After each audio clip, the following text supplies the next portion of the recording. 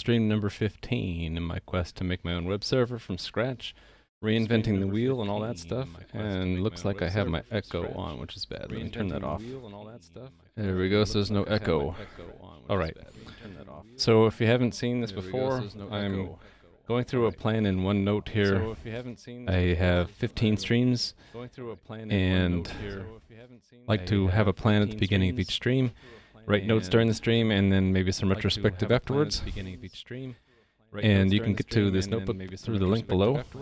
Basically, the stream is all about C++ programming. It's going to be a mix of writing new code and refactoring old code, and then maybe some web dev.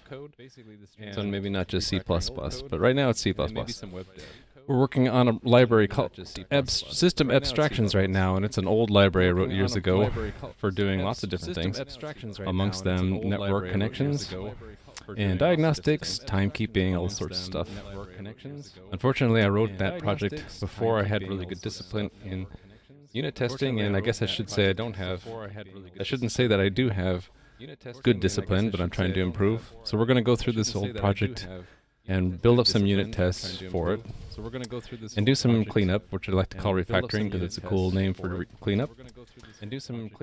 And I'm not going to get through all of these parts of the library this stream, but we'll see how far I can get. I'm hoping to get through the rest of the diagnostic stuff, and then network connections, where it gets a little bit fun because we get to start opening sockets and stuff. There are a few of these down here, like clipboard, target info, and time, that I'm not sure how we're going to test. One idea I had in the last couple of days between streams here is, what if this class, clipboard, which really just wraps the OS calls for the clipboard, what if we intercept the calls to the OS with our own, what they call mock API? And all we would then need to do is verify that our clipboard class is calling the correct, let's say, Windows APIs, so to speak, by writing our own implementation of those Windows APIs, linking with that, and making our versions report back to the unit test to see if our class did what it was supposed to do or not. So when we get to clipboard, I think I'm going to try that idea. But I'm actually open to other suggestions if anyone has a good idea on how you would unit test something like a class that represents the clipboard. Since it's really hard to observe the clipboard without actually using the class itself, right? Or going directly to the Windows OS to get the clipboard, which is what the class does anyway, so it's like writing clipboard to test clipboard, which is sort of silly. Anyway, let's get down to it. I'm going to be working on this Diagnostics Context class. Last time I wrote tests for Diagnostics Sender, and let's show you what Diagnostics Sender looked like. Just to recap a little bit, this is a class that had the ability to subscribe. And then once subscribed, you could then use the class to send diagnostic information as strings or formatted strings. So pre-formatted and formatted on the fly. And when you subscribe, before we refactored this, subscribe took a pointer to a class, and the class had to implement a method to receive each diagnostic message that was sent, but we refactored it to take a delegate function object, which looks like this. So now any class that wants to get a copy of any diagnostic messages passing through the sender just needs to provide a function object that takes these three arguments and returns nothing, right? So it's a lot cleaner. Don't need all that class boilerplate. So now let's move on to Diagnostics Context. This is a smaller class. All it really does is it works with a diagnostic sender, and you give it a context, and what it's supposed to do is go to the sender. And in the constructor, it's supposed to go to the sender and push the context with the sender. In the destructor, it's going to call pop context. Easy enough, right? So all that we really need to do to test that is we'll create a diagnostic sender, we'll then create a diagnostics context for that sender, and then send the diagnostic message and verify that the context string got added. So let's go ahead and do that. So I'm going to go to Visual Studio Code, and because it's convenient. I like using Visual Studio Code to make copies of files and rename because it's a lot easier, in my opinion.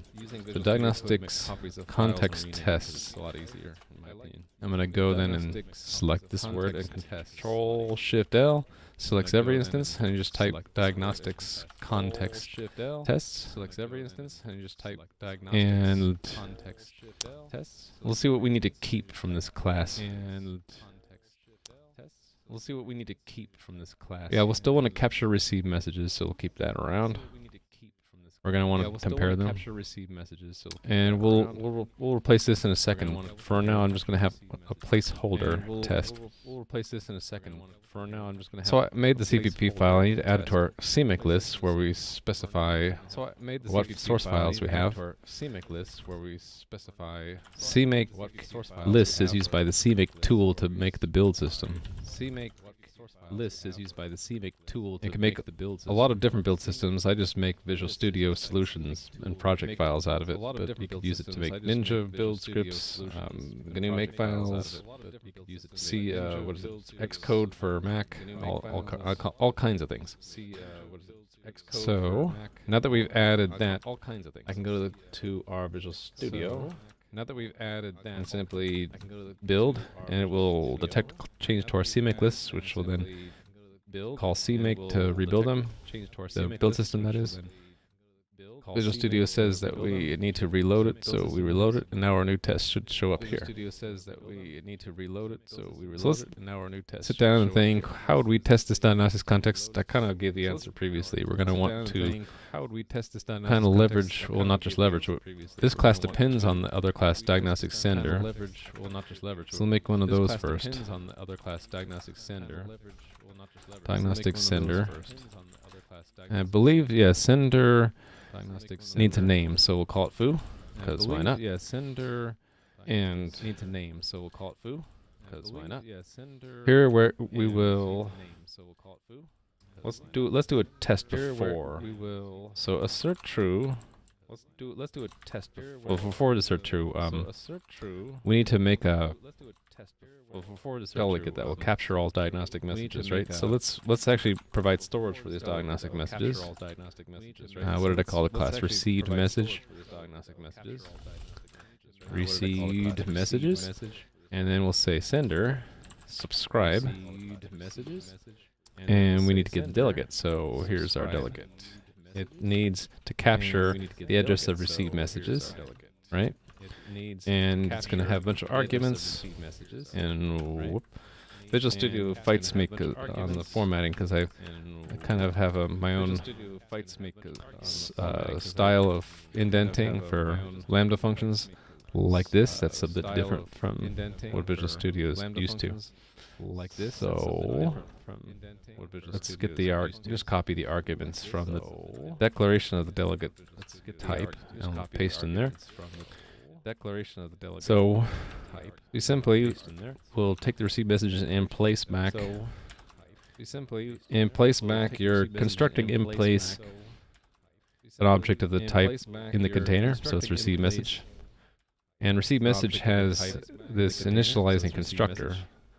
So we can just pass the contents of the message to in place back, just like we would to that constructor. Sender name, level, and message. Okay, so first of all, let's send a message through. We'll say it. Well, actually. When we subscribe, we have to give a minimum level. The default is 0, right? So it doesn't really matter. It doesn't really matter what level we pick for all our messages. So I'm just going to pick 0. And why did it do that? Oh, because I need a semicolon there.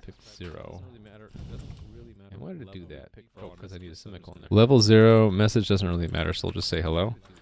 We're going to assert that message doesn't really matter, so we'll say hello. What we expect to be in received messages. What we expect to be in received messages is,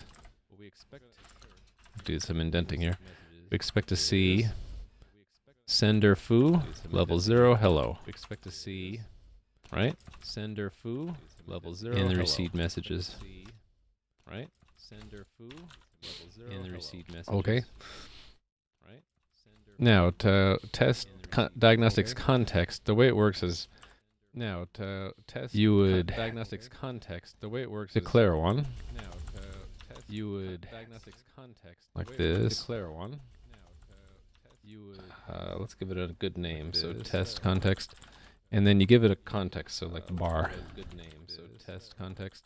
Oh, we have to tell it what bar sender to operate on.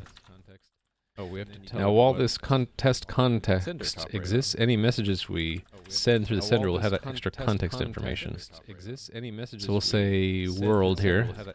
What we expect to see is not just world, but we expect to see bar colon world. This is the context in which this message here was sent, right? And just to make it more complete, we'll finish it up with just to make it more complete, just another message, which is the last message. And here we expect that the context bar will have been popped off, And here we expect that right? the context bar will have been popped off. And here we expect that Right? So now we're going to build that, and I'm going to get ready to run it. So now we're going to So ran it before I made that test. We had 42 tests. Now we have 43, and it's passing. When I add a test, I kind of want to see the test fail 43 and it's before I see it passed. When I add a Pass. I kind of want to see So one the test guaranteed fail way to make it fail is to assert that it's both equal and not equal, right? And we can see that indeed it failed. So our test is doing the right thing. And we can see It's that failing on line 122, doing the which right is this one. It's failing on. So that means it is equal to this. These are the messages we received. I think that's essentially all we need to do to test Diagnostics Context because it's really simple of a class. Diagnostics Context. So let's go and check that in. Really simple of a class. Oh, I did get going in the wrong folder. And by the way, if you're watching and you have any questions, let me know. I enjoy answering questions. By the I way, might get a little sidetracked answering questions, but that's fine. I enjoy answering questions. By the way, I might get a little sidetracked answering. So I'm just looking at the changes we made. We added tests for Diagnostics Context. We Untext. added I have a tests hard for time saying that, don't I? Diagnostics Added tests. We unadded Diagnostics saying that, don't I? Context. Added tests. Okay, so yeah, the rule for version control is check in and check in often. Okay, so yeah, the rule for version Now control I'm is going to move on check in to and some check in refactoring. often. So refactoring is we're going to change the code but not change the Now tests. I'm going to move on to some After we're refactoring. done So refactoring, we is we're gonna change run the code test but to not make sure we change didn't the break tests. anything. After Right. we're done refactoring, So- we're Oh, I run the forgot to test to make build. sure That's we why didn't it's break still failing. After Right. we're done refactoring, Tests are passing, so let's go do some That's cleanup. still failing. So I'm going to do the same kind of cleanup we did to the last class. tests are passing. So let's Oh, go and I do some forgot to cleanup. So do that in the same last kind of cleanup we did to the the last last class. one Tests are too. passing. So let's Oh, go and I do forgot to. some cleanup. Oops. Do that in the last kind of cleanup we did to the What I last wanted one. to show is like for example, file. What I'm I using. I wanted like to the show is like the actual copyright symbol rather than parentheses C I like the parentheses. So I've been going actual through copyright and symbol rather than parentheses C and replacing that. So I've been going through and So same thing here, right? and replacing that. So I've been going through and And let's see, what else was I doing? Yeah, we're removing unneeded include, so we don't need that include at all. There's nothing's using standard arc. And nothing's using map either. String we're using here. And nothing's using Diagnostic map sender either. we're using here. String we're using here. And nothing's using So that's one step in refactoring. here. And while that's going, let me check in that other change. So that's one step in refactoring here. And well, that's That was really another change. fixing copyrights. We'll do them both at the same That time. was Why not? really, So fixing update copyrights. We'll do them both at the same That time. was Why not? really, So fixing update copyrights. And do them both at the same time. let me show you another thing we've been doing to all these classes. I've been trying to follow this pattern called pointer to implementation. Classes. I've been trying to Instead follow of this pattern called sort of pointer to exposing implementation. what the actual private properties of a class Instead are, of sort of exposing we what the declare actual what they call an private opaque or properties of a class incomplete are. type. And then we say that our only private property that's visible from the outside is a pointer, or a shared pointer, or a unique pointer to one of these opaque structures. So that helps separate the interface from the implementation, so to speak. We're going to move that line, the actual private property, into the implementation for that actual class, private which property is into the here. Implementation, right? for So that we're going to have a class, struct, which is here. Diagnostics Context, Right. So impl, we're gonna have a struct, which is here. Diagnostics Context, Impl. I'll say, well, actually, I'm going to cheat and copy the comment from the last class if I can find it. Here it is. cheat and copy the comment from the last class. This holds the private properties of the Diagnostics Context class. This holds the private properties of the Diagnostics Context class. This holds the private. My mouse is acting up today. Context class. This holds the private. My mouse is acting up today. It's like it's sometimes I click and it thinks I'm double clicking. And by the way, another thing I've been doing as I go along is anything that's not documented, I'm adding little documentation blurbs about. This is the sender upon which this class is pushing a context. This class, As long as the pushing a class instance exists. as long as the Because this is a reference, we're going to need to provide a constructor that takes one, right? Because this is a reference, we're going to need to provide a constructor that takes one, right? Because this is a reference, So we're going to need to say this is constructor that takes this is the construct. So we're going to need I don't know. I'm sort of on the fence about whether you really need to have documentation for constructors. I'm sort of on the fence about I'm gonna do it whether you really anyway. need to have documentation for constructors. Just err on the side of Do caution. it anyway. Need to have documentation for constructors. Just err on the side of caution. Something's up with my mouse today.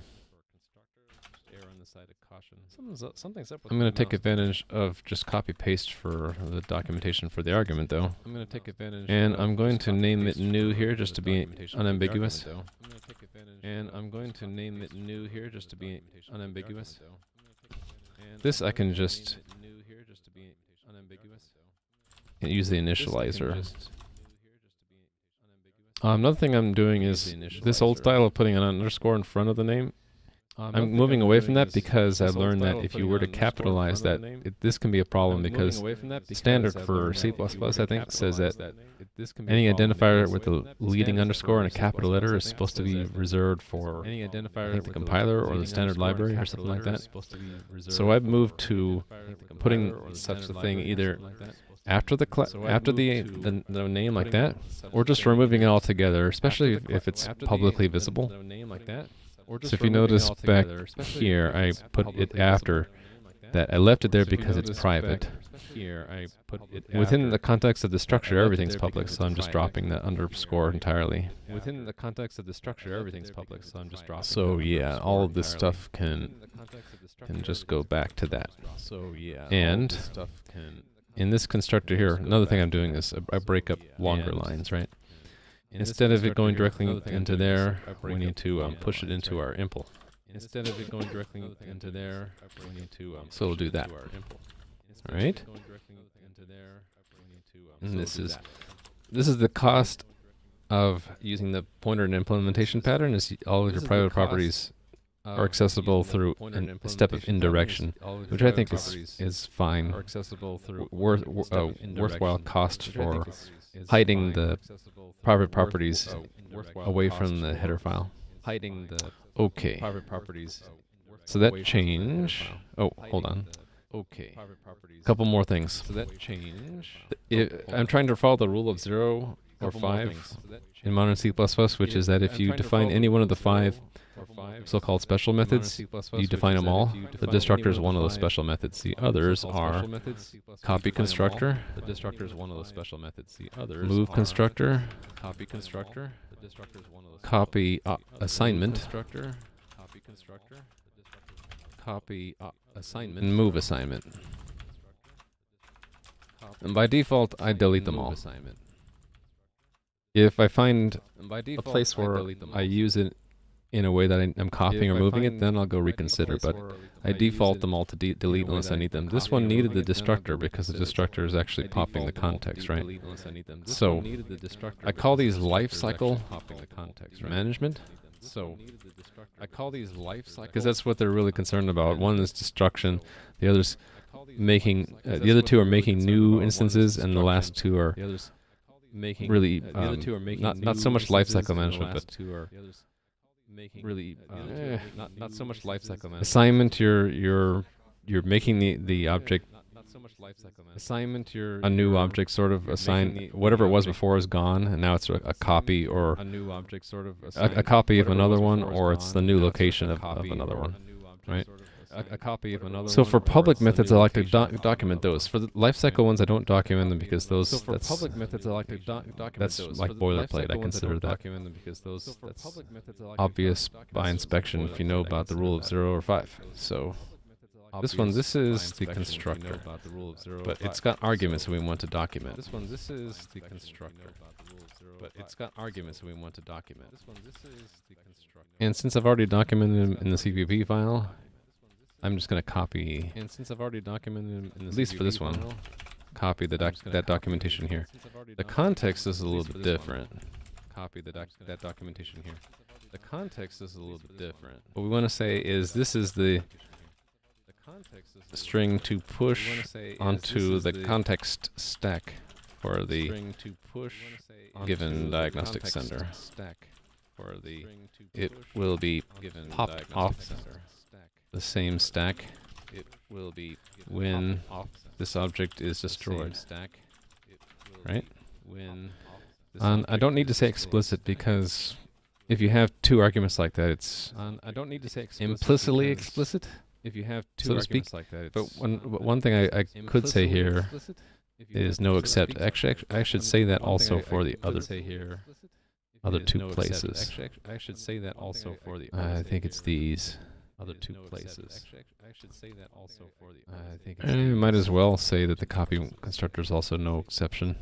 I don't know if you can say that for a destructor. The copy constructor is also no exception. I'm actually kind of don't know if you curious. can What if say I that leave for a that in there? Will I get a complaint from the compiler? I'm actually kind of curious. What if I leave that in there? Will I get a complaint from the compiler? Let's compile and see. If I leave that in there, will I get a complaint? Constructor. Compile and see.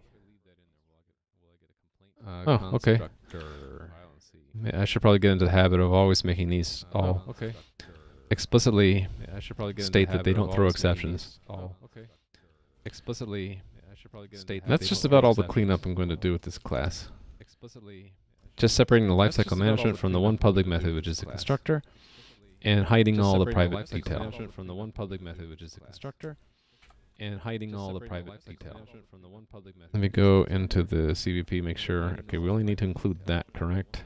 Let me go into the CVP, make sure. Because we don't use any other types. Oh, I want to make that string constant. Because it Make that string constant. I like to make things constant by default, Constant. I like to make things constant unless by they default. need to be modified as a side effect. I like to make things. I just need to unless they update both need to here be and modified here. as a side effect. I just need to update both here and here as a side effect. Yeah, okay. I just need to update. So we both should be here good. and So rule of yeah, okay. refactoring is So we that should be after good. we make the So change, we make sure our tests still pass. Great, so then we're going to check it in. Refactoring is that after we make the change, we make sure our tests still pass. Great. This is So all then we're gonna check it in. refactoring. After we make the change, we make sure our tests still pass. Great. This is all refactoring. Clean up various aspects of This is all Diagnostics clean up Context. various aspects of Diagnostics clean up Context. various Move private aspects of properties to Diagnostics implementation. move private properties. What else do we do? Implementation. Move private properties. What else do we do? Implementation. Make the context What else do we do? parameter make to the the constructor constant. context parameter. Specify to all constructor methods constant. as no except. Parameter Specify all methods as no except. Specify all methods as no except. I use. Specify all methods. Trying to think of the right way to say use- this. Use better naming conventions Trying to think of the right way to say this. for well, no, Use it's not. better naming conventions. I didn't really change the naming convention. Well, I really just moved it into I didn't really change the implementation. I was thinking the I really underscore just thing, moved it into but it got moved, and naturally it's a implementation. I was process of thinking moving. It's context changed, and it's no underscore longer thing, private, but and it just- so it got it moved lost the and naturally underscore. it's a process of moving. It's What else context did changed I and it's do? no longer private, and so it lost the underscore. That's basically it. This is a very simple class. Oh, I That's did basically it. This is a very simple class. follow rule of 4, right? I did basically it. This is Rule of 0 or, I mean 5. follow rule of 4. Rule of 0 or 5. It used to be called rule of 0 or 3, but then they added move semantics to C++ and it became 5. Called rule of 0 or 3, but then they Oh, added add move missing semantics documentation, to right? C++ and it became 5. Called rule of 0 or 3, but then they Oh, added missing did I have a documentation documentation for the class overall? I don't remember. Did I have a documentation for I the do. class overall? I don't remember. Okay, so we're good. Did I have a documentation? Push I that, do. and we can move on. So what's next on our... Okay, so we're List. good. Push Diagnostics that, and we can StreamReporter. move Okay, on. that's an interesting one. Okay, so we're good. Diagnostics Diagnostics StreamReporter StreamReporter is also okay, pretty that's an interesting small. one. Diagnostics Diagnostics StreamReporter. StreamReporter It's is also basically pretty an small. implementation of this class which we're going to obsolete because this class is replaced by just a function object. Of this class But which it's we're one going that to it obsolete responds because to this class receiving a is replaced by diagnostic, just a function object. diagnostic But message it's one by that writing it to responds either receiving a an output diagnostic- file or an error a file. diagnostic And message by one way I writing use it this to a lot either is an I'll use output standard file or out an and error standard file. error And for the two file handles. one way I use this a lot is I'll use standard out and standard error. So this is going to be for a the two little file bit handles. different in that it's not going to be a class anymore because this This is gonna Diagnostics be a Receiver little bit class is different now in that it's not gonna a be function class object. anymore because Let's write the this tests Diagnostics first though. Receiver class is now a function So I'm object. going to go back to Let's the write the tests first though. VS Code. So I'm going to Copy and paste Let's write our the last tests test first and though. rename it. VS Code. Copy and paste. our Oh, last I'm test already and rename it. I'm already blanking on what the name was. Copy and Diagnostics paste. StreamReporter. I'm already blanking on what the name was.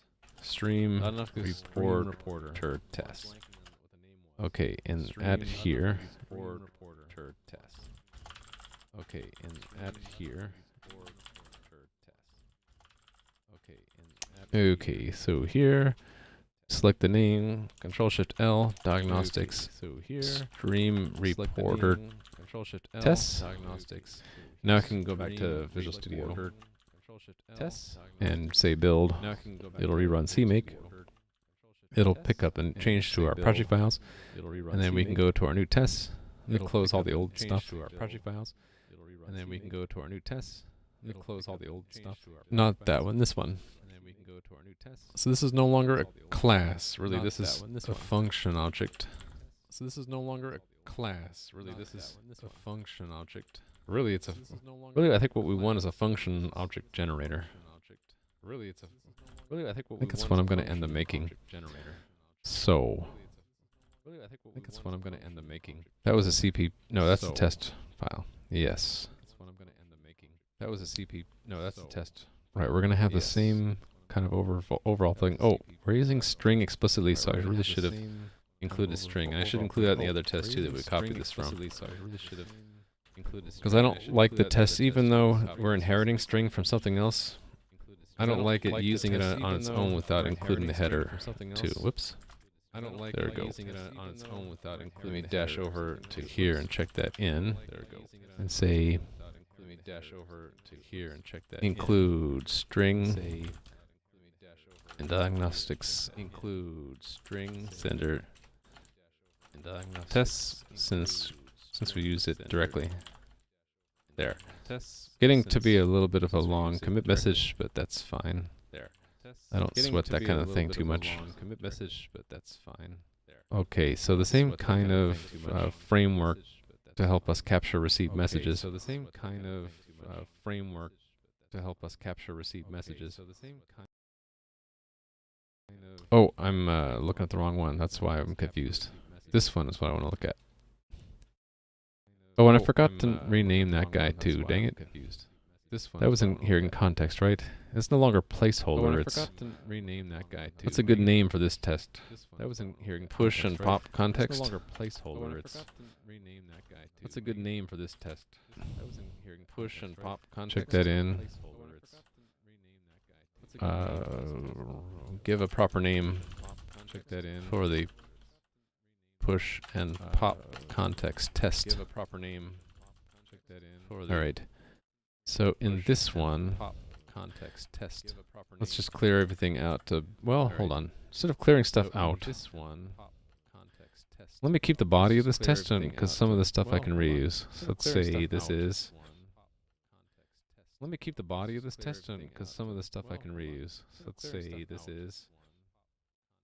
just thinking what I'm going to call it. Because some of the stuff I can reuse. Let's say this is Save what I'm going to call it. diagnostic messages to files, to log files, right? Because that's what you'll often use this for. And let's see, well, we can make the sender first, that's fine. And we can even set up our subscription. And let's see. Oh, wait a minute, no, we're not setting up subscription this time. Instead, we are set up our subscription going to be using the subscription this time. StreamReporter. Instead, we are set up our subscription. Going to What I want to do, though, is make use of another StreamReporter. utility. Oh, no, I don't have it here. What I want to do, though, is make use of another Utility. Or do I? Oh, no. Yes, it was in file. There was a temp. No. Or do It's I? not temporary Yes, it was in directory, but file. I wanted to. There was a Yeah, I wanted to make a temporary area where we're going to be writing those log files, reading them back and checking that they exist and that they have the right contents, area, but then wipe them from disk when we're done. So reading them back and checking that file test is where we did that a lot. So yeah, there I made this test fixture where we had the test area. So let's copy that fixture. test is where we did that a lot. So it kind of empowers our tests a little bit more. Instead of just being a normal test, it's a test underscore F, which means there's a fixture.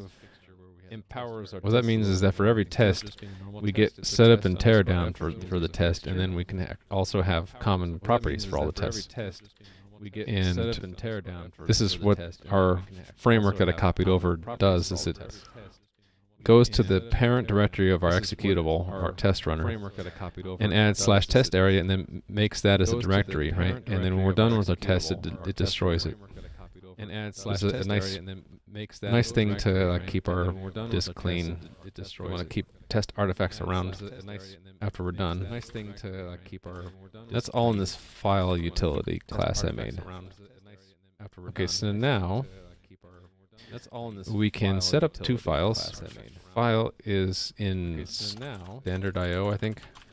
We can set up two files. File is in standard IO, I think. Right, we can make two files. File is. Let's say auto. Output Right, is fopen, and it will be test area, right? Test area path. And it will be Plus /out.txt. test area path. Convert that to a C string, and Plus mode is write text. out.txt. Test area path. Convert that to And a we'll do the same thing with error. Mode is write text. And we'll do the same thing with. And now we'll make the thing that we're testing: SystemAbstractions, DiagnosticsStreamReporter, and it wants for the constructor the output an error. And now we'll make the thing that we're testing: SystemAbstractions, Diagnostics. And here's where we can leverage some of the stuff we were using before. Right? We don't need the context anymore. We can keep the hello world last message though. Only this time I'm going to make the levels different because we want let's say we want hello and last message to go in the out, and we want world to go in the error. I believe the distinction that it makes is it goes to the somewhat arbitrarily chosen levels for warning and error. I'm trying to remember where I define those. Oh, we define them in sender for sure, right? So anything above 10 is an error. So if we say 10, so anything above. I said above, I meant at or above. So this one should go into the error file, and these two should go into the out file, right? At or above. So this one should go into the error file, and these two should go into the out file. what we can do is just only make sure that reporter exists temporarily. What we can do Right. is just only make Oh, sure I didn't link that to the sender. exists temporarily. We need to do that. What we can do Right. is just Oh, and I need to give it a name. I didn't right? link So that to the sender. Exists temporarily. we need to do that. Right now it's a class, and you construct it with that. What I kind of want to do is have Right now it's a class, and you this construct be it a with that. function What which I kinda wanna returns do a is function, and then we'll pass that to sender. So now it'll look kind of like this. a function which Sender returns a dot function. subscribe, Pass that to sender. So it'll look kind of like this. and then we'll pass whatever that returns. Subscribe. Did it want the level second? Yeah. So And then we'll give it the default of 0, And that returns level a second, yeah. So token, right? we'll give it the default of 0. So we don't need to have that captured. Yeah. We just want the subscription token. Give the default of 0. So we don't need to. So what we're going to do is after logging these 3, we're going to unsubscribe. So what we're going to do is after logging And these we'll 3, make we're going to unsubscribe. another one called really the last message. So what we're going to do is after logging And these we'll 3, make we're going to unsubscribe. another one called really I'm going to the want to last message. destroy. Actually, yeah. If this works right, when we unsubscribe, I'm going to want it'll to remove our function object, which Actually, should destroy If this works right, the when we unsubscribe, I'm going to want it'll to remove our not destroy, function but what am I? object, which What am I should trying to say? destroy- If this works right, The when we unsubscribe, I was thinking it would close these files, but really we don't want trying to say. this guy to own those files. We want it to kind of borrow them. I was thinking it would close. We'll these just files, after but we really we don't want unsubscribe, we'll this want to guy close own those files. We want it to Really, or we don't have to even close them there. We can, to be really just aggressive, we after can close them here. unsubscribe, we'll want to Close those files. Really, or we don't have to even close them there. We can. What we want to make sure is that this close them here. message does not appear in any of the log files because it shouldn't have gotten it after unsubscribing, We right? want to make sure is that this message does not appear in any of the Side log note files is when I because have it a shouldn't have gotten it after function that returns unsubscribing. something and I don't care about the return value, I cast it to void as just explicit statement saying I don't use the return value. So we're going to need to rewrite as just our statement saying I don't use the return value. what do you call it? We're going to need to The rewrite test vector. Our Instead of it being received in a structure and then test vector keeping them in as a vector, we're going to need to open these files back up and read them and make sure that the contents are what we expect. So we're going to need to open these files back. we can just use the same and read them file and make handles, sure that right? the So contents are what we expect. output So again.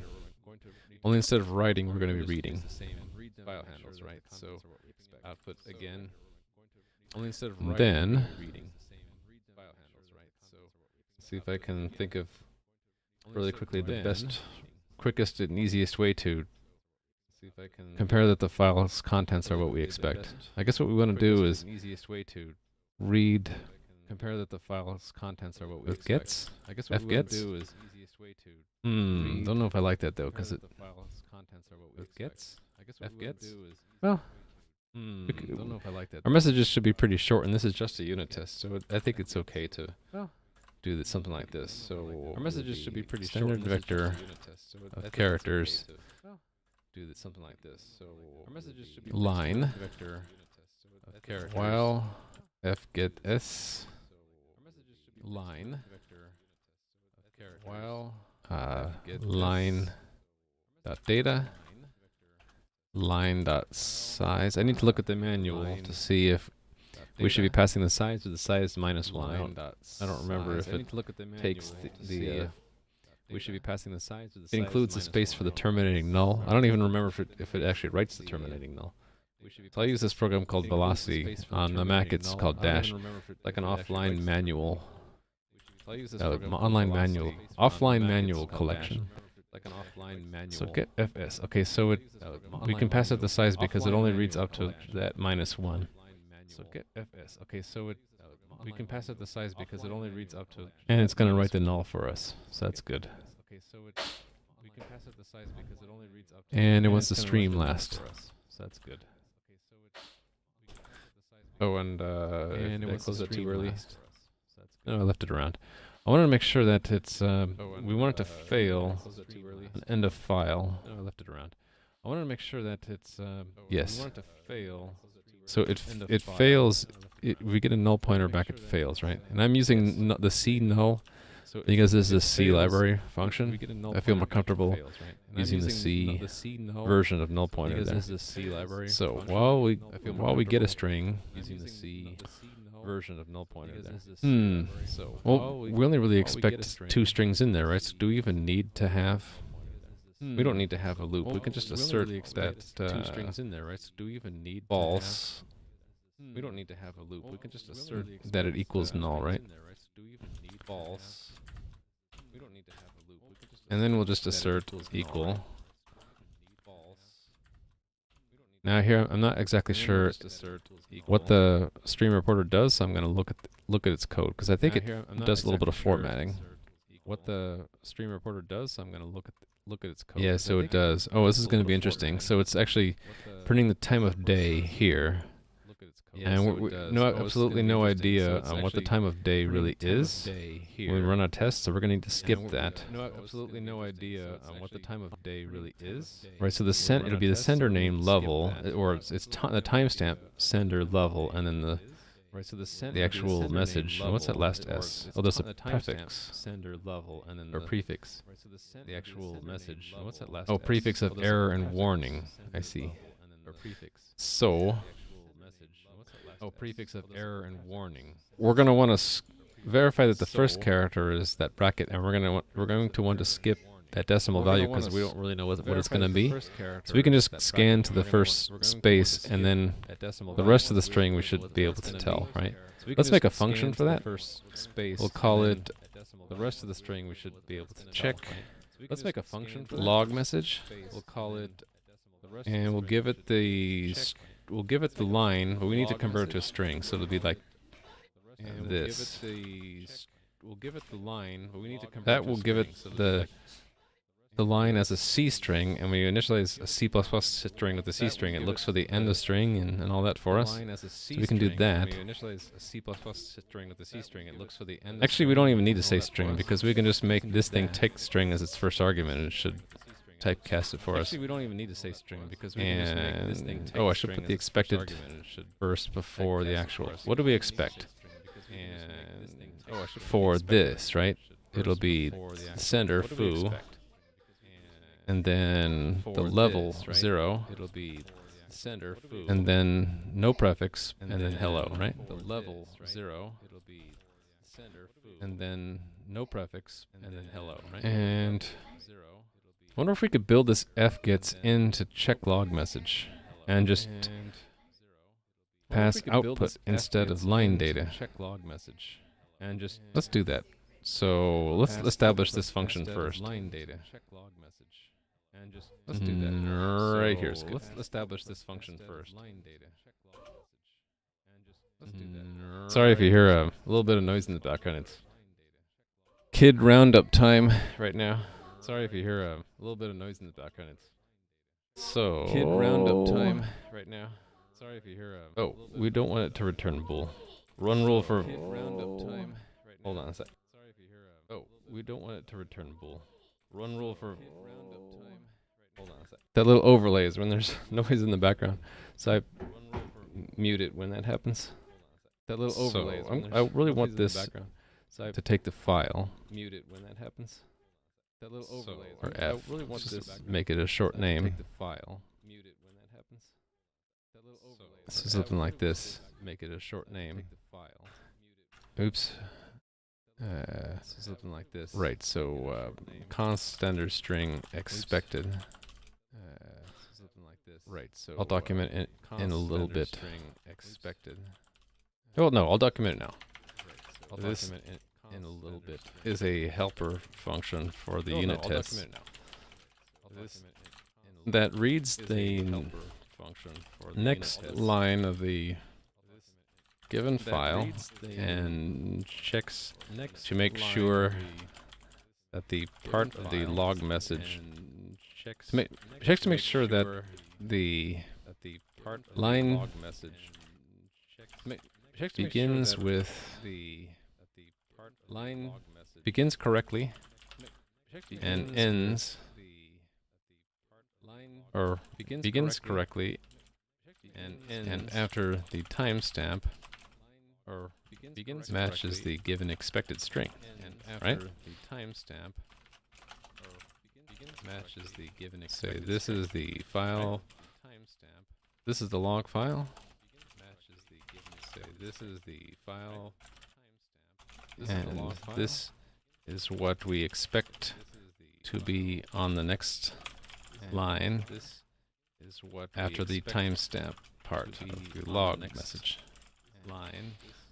All right, The so timestamp let's move this log message. little bit here up All right, into so that check let's log move message. this A little bit here up All right, into so that, and we log replace out message. with F, little bit here up.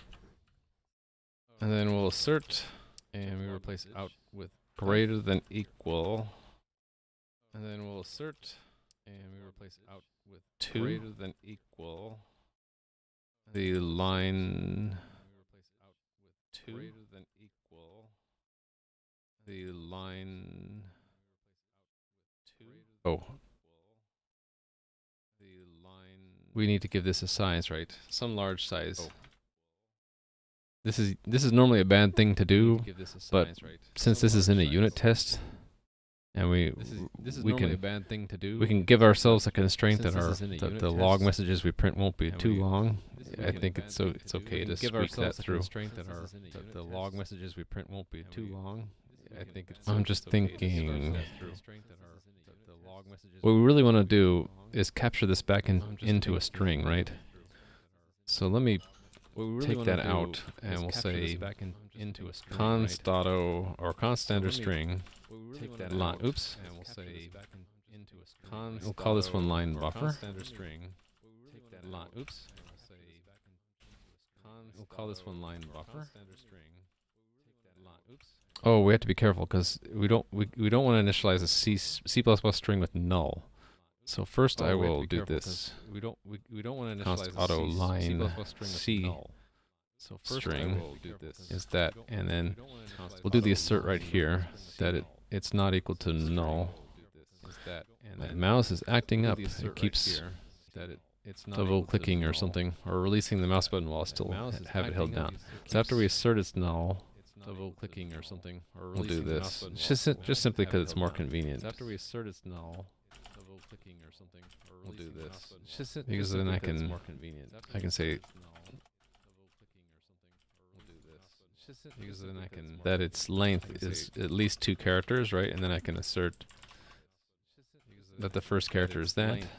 At least 2 characters, right? And then I can assert that the first character is that. And then we need to skip that first space. Again, we expect it to begin with the bracket, have a decimal value, and then have a space. And then after that is the part of the line that we can predict, right? Begin with the bracket, have a const value, and then have a space. And then after that is the part of the line first space, right? So const right? Equals line CPP string dot find space, right? And then assert that find first space is not equal to, or assert false that it's equal to the no position. Or assert false that it's equal to the no position. All right, so then after we find the first space, then we'll assert that our expected string is equal to the substring of the line, beginning with the next character after that first space. Substring. That's what I meant to say. So now we have our helper function complete, I believe. Substring. That's what I meant to say. And we don't need this anymore. We wanted to give it output. And we don't need this anymore. I already had output as the first line. So now we had that first line. Let's change this level here just so that we see something different here. So now we had that first line. Let's change this level here. And then as at the end of the file, we should expect that if we try to read, it'll be at the end. And then as at the end of the file, we should expect that if we try to read, it'll be at the end. And then what's the best way to do that? Try to read one character and it should fail, right? Check is end of file. I'll just make another helper. Check is end of file. I'll just make another helper. Check is end of file. I'll just make another helper. Do some copy paste of my documentation and then fix it. This is the log file, right? This is a helper function for the unit test that checks to make sure we are at the end of the given log file. Checks to make sure we are at the end. So I think all we need to do is do like an f get c. F. So I think all we need to do is do. Let me look at the manual. I think that returns something special. Or maybe it doesn't. Let me look at the manual. I think that returns something special. Or maybe it doesn't. It does set the EOF indicator if it fails. Oh, there is an EOF character, so Maybe it doesn't. assert. It does set the EOF indicator if it fails. Oh, there is an EOF character. That we get EOF. Assert. We try to get a character from the file, right? Oh, there is an EOF. That we get EOF. So then we can simply close again the output. So then we can. And then we'll do the same thing with the error. So then we can. And then we'll do the same thing with the error. We only expect one error message though. That's this world, right? Error message though. And that has a prefix of error. Oops. World. We should also throw in a warning message. Let's put one. We should also. I'm just trying to think. Maybe after the last message. We should also. I'm just trying to think. Maybe after. My My mouse is fighting me. just trying to think. Maybe it's time to buy a new mouse soon. My mouse is fighting me. Or clean that mouse. All right, so Maybe it's time to buy a new mouse. I don't like. It'll say warning, warning. And I don't like that. How about something else? I don't like. Be careful. It'll say warning, warning. And I don't like that. How about some. So here we should see a 5, and we should see a warning. It'll say warning, warning. And I don't like that. Be careful. So Actually, I think there's a space after that, right? Warning. Yeah, there's a space after. There's a space after. So that's what we should see. Okay, now everything is in place, only this isn't matching our actual API, so we'll change our code to match the API. So StreamReporter right now is a class. Let's change that around. Change our code to match the API. So StreamReporter right now is a class. Let's change that around. What we really want it to be is a function that returns a function What we really want it of to be is a function. a specific type, this diagnostic message delegate, A function. right? So we want What we really want it of to be is a function. a specific We're type. no This longer using diagnostic that receiver message class. We're delegate. using the senders. Right? So we want of specific Diagnostics we're no longer message using that receiver delegate. class, we're using the senders. Right? So we want specific Diagnostic right? message delegate. And it's going to take in the arguments that the constructor used to take. And it's going to take in The arguments that the constructor used to take. and it's going to take And it's no longer, okay, this is not, it's not a diagnostics receiver anymore. This is, I'll say this, this is not it's not a diagnostics function receiver anymore. returns a new function object, I'll say this which it's not a diagnostics function receiver anymore. returns a new, Returns a new more function specifically, object, returns a new diagnostic message delegate, Returns which a new, formats and prints all received delegate diagnostic messages which to formats and prints all the received given log files diagnostic messages to, and according to the time received, log files the level indicated, according to and the what else? time received, And the message the level indicated text. according and to received what message else, text. and the message the level indicated Text. And then we'll have to Received define message text. output and an error. level indicated And then we'll have to define output an So error. if If you're coming into this now and you're wondering when is he going to code, writing documentation is code. It's just if not you're coming into so this now and glamorous, you're wondering but when is he going to code, not enough people do it. writing documentation And is code. documentation doesn't just mean comments, but writing code that other people can read is a form of good documentation as well.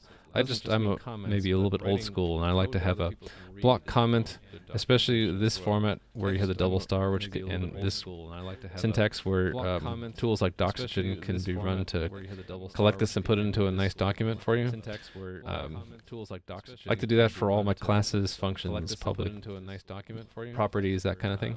Tools like Doxygen I like to do that for all my classes, functions, public into a nice document for you. properties, that kind of thing. All right, this is I like to do that for all my a classes. file to which to print all diagnostic messages This is a file to which to print all with diagnostic levels messages that are under the a file to which to print all with diagnostic levels messages really that the are under the warning with levels level, really that are under the warning, which is sort of informally defined. level. Maybe I should say that. Under the warning level, informally defined Maybe I should say that in under the warning Diagnostics level, informally Sender class. defined. Maybe I should say that It's in the defined what as what Diagnostics specifically? Sender Levels class. warning? It's defined what as what specifically? Levels warning. And then output error is the same as output, only it's to print messages with levels that are at or over Error is the same as output, only it's to print that. messages with levels that are. And another or point of over. old schoolness about me is I like to make That. sure my comments Levels that are. don't cross over point of column old 79. schoolness about me is I like to make Just sure a my just a comments habit.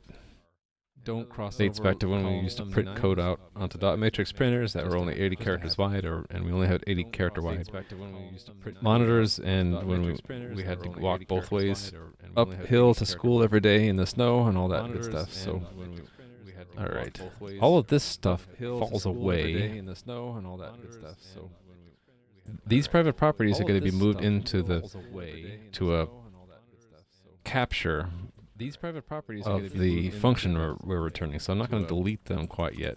capture. Although they were missing documentation to begin of with, so the we'll need to function we're returning. So I'm not going to delete provide them that, quite yet. unfortunately. Although I wish I they were had missing documented documentation better to in the begin with, past. so we'll need So to StreamReporter So I'm not going to provide that, CVP. unfortunately. Although I wish I they were had. missing Oh, I need documented to better in fix the that past. header, don't I? So The StreamReporter copyright in the header, and that one too. CVP. Oh, I need to fix that header, don't I? So The StreamReporter copyright in the header. and Let's that do one that too. now, before I forget. Oh, I need to fix that header, don't I? So StreamReporter copyright in the header. Let's And do that that one too. and right here. Before I forget. So we're going to take, this right is here. the declaration of the function, and this is the body of the function here. So we're going to take this is the declaration of the function, and this is the body of the function here. We're going to take these private properties Declaration of the function, and this is the body and of put the them function here. We're going to take these. You have to be private careful though. properties, What happened here? Namespace got cut off. Put them here. There we go. Take these You have to be private careful though. properties. What happened here? We We can't just Namespace capture got cut off. Put 'em here. values. There we Well, go. You have to be careful though. if we capture all these as we can't just values, capture values. actually that's fine. Well, We can capture them all by value. If we capture These we already all these as have. values, These are two new values.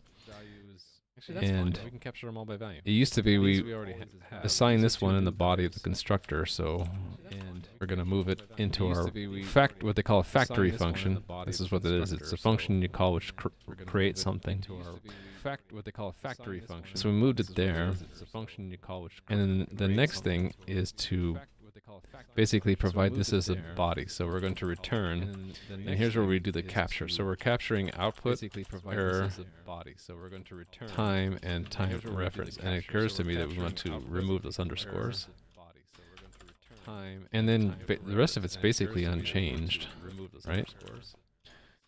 Let's fix this And up then though. the rest of it's basically unchanged. Time Let's is fix replaced this with up, just though. time. The rest of it's basically unchanged. There we go. Time. Let's Is fix replaced this with up, just though. time. Okay, didn't like that because our time There we go. class cannot be copied. Replace it just Let's time. fix Didn't that. like that because our time But we're gonna need to. cannot This is on our list to copied. refactor anyway. Let's fix Didn't that. like that because our time We're gonna Hmm. need to. This is on It's our gonna be list difficult to to refactor copy anyway. Let's fix that. Directly. Well, not really. We just need to. We just need to It's gonna be provide it. difficult to copy I'll directly. I'll refactor this later, so I'm not even gonna bother to we just put need it in the to right place. But what it wants is the copy constructor, right? To put it in the right place. Copy constructor. So let's give it a copy constructor. Right? Right. There it is, and then Copy constructor. put the So let's give it a body copy constructor. here. Right? Right. There it is, and then Copy again, not put not the in the body right place, but we'll here. fix it later. Right? There it is, and then Again, not. Put So it's the a body constructor, right so we place, need but to we'll have an fix it later. initializer. There it is, and then again not So it's a the body constructor, right so we place, need but to we'll have an fix it later. initializer.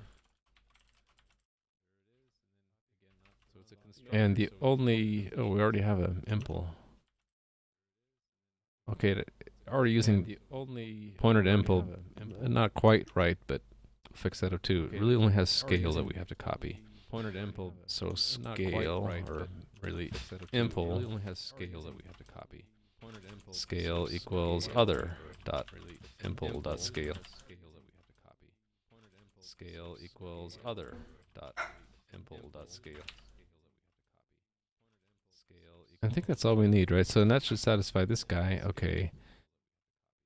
This got moved, right? So it was in stream in Diagnostics Receiver. Now it's in Diagnostics Sender. Got moved, right? So it was in stream in Diagnostics Receiver. Now it's in Diagnostics. Right, error and output lost their underscores. Was in stream in Diagnostics Receiver. Now it's in Diagnostics. Right, error and output lost their underscores.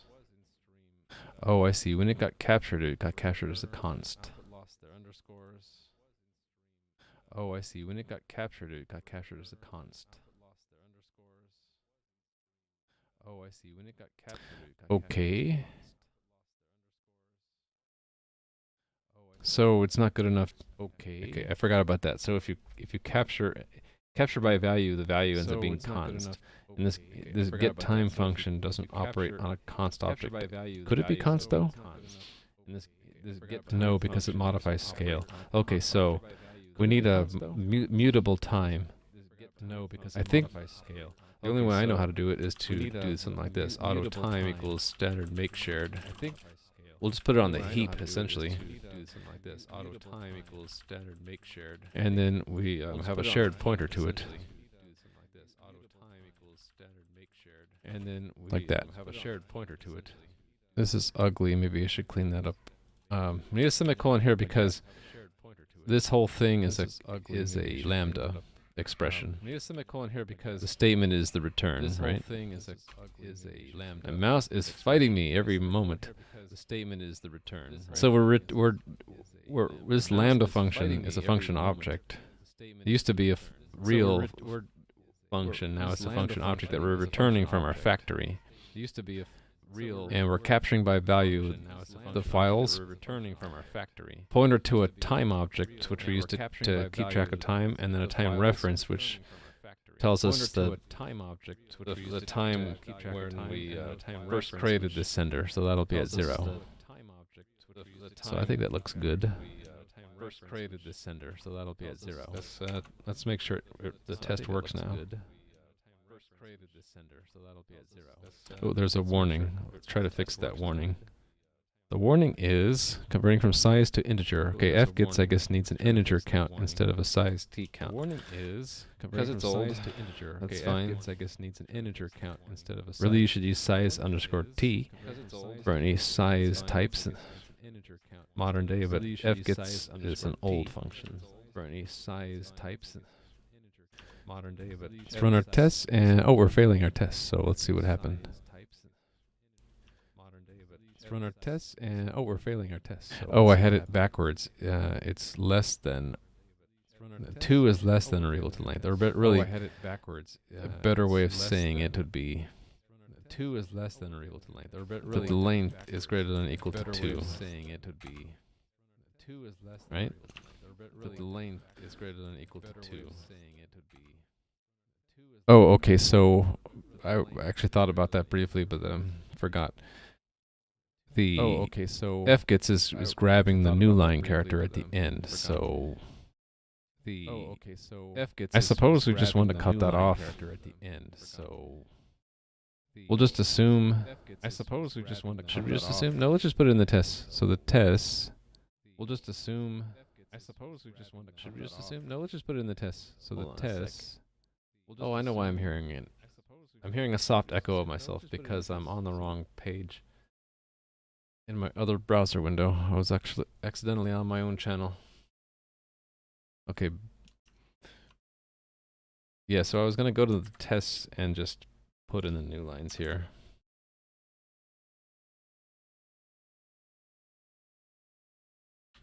Right, so we should expect those in our files. Now we're passing, so let me illustrate that temporary directory thing. So the tests actually run in, what is it? SystemAbstractions test debug folder. If I were to put a breakpoint in our test, oh, I forgot to set up, oh no, I guess it was set up already. If we stopped at our breakpoint and I go back to our shell, undo that same directory again, we'll see that there's this test area, right?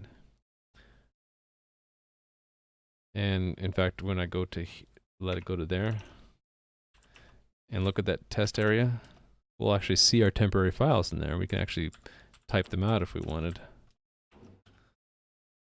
Right, that's what the log messages actually look like.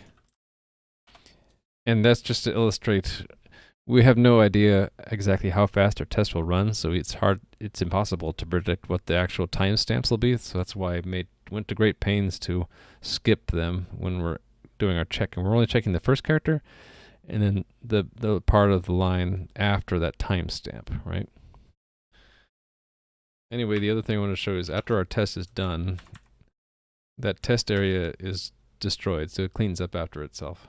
And that happens whether or not we get all the way through the test or not, because it's handled by our test fixture. Teardown is always run regardless of whether the test completed all the way through or didn't. Technically I don't need that assert, but it's kind of nice to have. Then I get a failure if there is any problem in destroying the temporary files that we made. Okay, so let's do a final check just to make sure it looks clean. I don't need standard def because we have standard IO for file, right?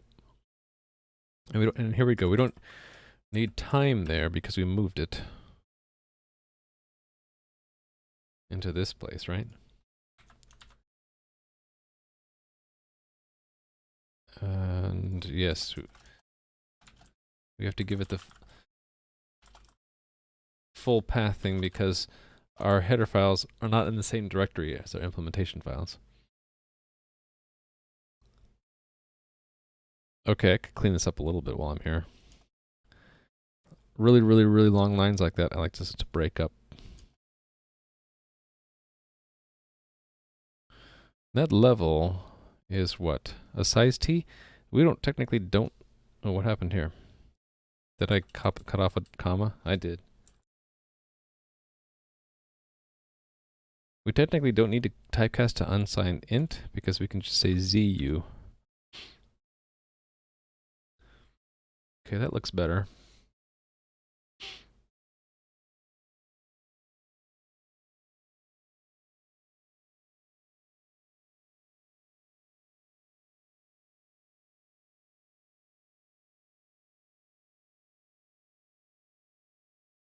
I'm just scanning this to see if I missed anything. Looking good. So hopefully this makes sense. This being a function that's returning another function. That's referred to as a factory method or factory function. And the function we're returning is basically generated on the fly every time you call the factory, because it's defining some variables and then capturing them and then using them in the body of the function we're returning. The way the compiler actually implements this is it makes a hidden class. These become properties of the class, and all the code here ends up going into a method of the class. So this is really just what they call syntactic sugar, to do the same thing but not require all the boilerplate typing to declare and use a class. It's very handy for very small functions. I use it for somewhat bigger functions, but I really need to be careful that they don't get too big because it becomes hard to read. Okay, I think this is good, so we'll go and check that in, and then we'll move on.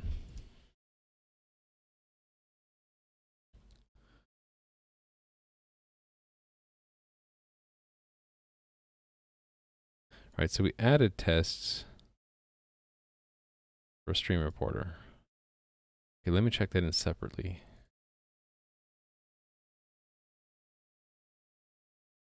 Oh, it turns out we didn't really need to do that, right?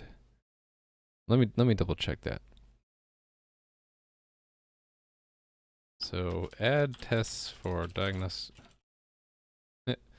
Off by one on my hand. Okay, so add tests for Diagnostics StreamReporter, and well, I kind of did refactoring at the same time. Add tests.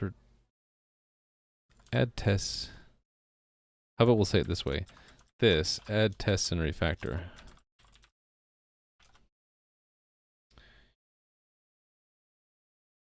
Really what we did was change the thing, this thing, from a class to a function generator.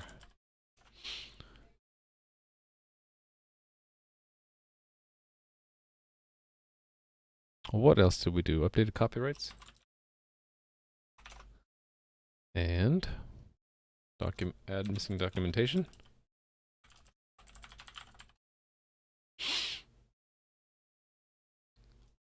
Hide private properties. They're now a capture list, or captured by the function generated, right? What else? Oh.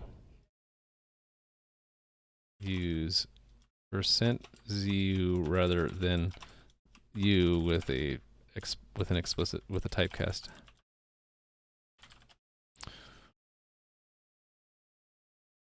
I think that's basically all we need to say. Right? Yep. Okay. Now I want to check to see if that was really required, but I don't want to lose the code, so I'm going to do a git stash. That stashes those changes off to the side. This will say it changed, so we can reload. Now I'm going to build. If we don't need that copy constructor, I'm just not. I'm going to go with if you don't need it, you don't have it. We can add it back later if we really do need it. So it builds and runs fine. So I'm just going to abandon that code by doing stash drop. And then we're back up to no changes, right? Except for I can push them upstream if I want, which I will. Okay, I think we're done with that class. Let's move on. This is good. We're done with these first two. We're done with all the diagnostic stuff, which is great. I guess there's one loose end, which is there's still this Diagnostics Receiver. I think we completely eliminated the need for this class because it's now just a delegate function object, right? Everywhere where it's used, it's just a delegate. So let me verify by searching for that. We should only find that defined in itself, right? So we can simply drop it from CMake, and with VS Code I can delete the file. Just delete it.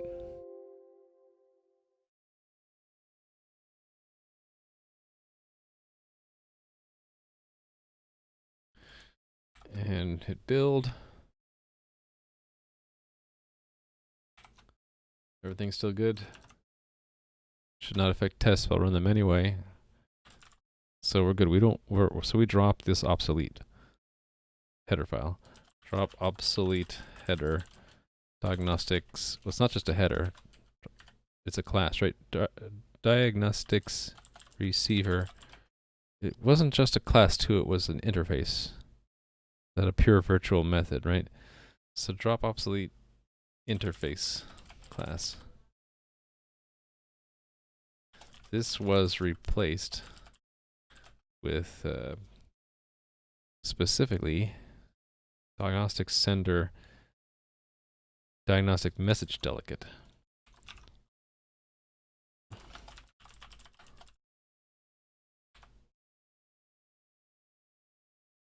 That's exactly what happened.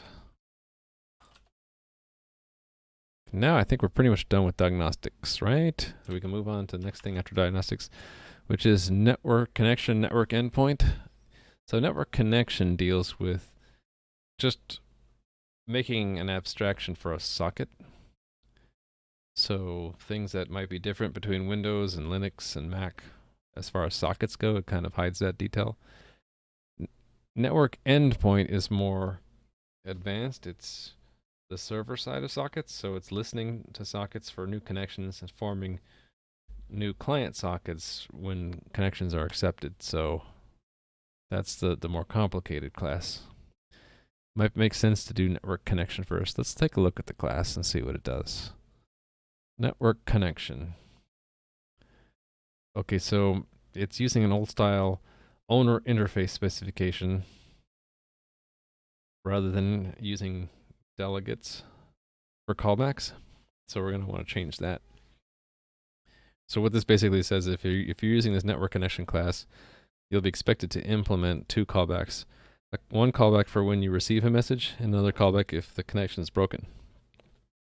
To make a connection, you would make an object and you call connect, and it looks like it takes an IPv4 address, I'm guessing because it's a 32-bit integer, and then a port. And I guess I don't have documentation, but I'm assuming it returns true if it connected and false if there is a problem. Right, so after calling connect, you're expected to call process, and then that starts to listen for incoming messages and send outgoing messages. To queue a message to be sent, you call send message.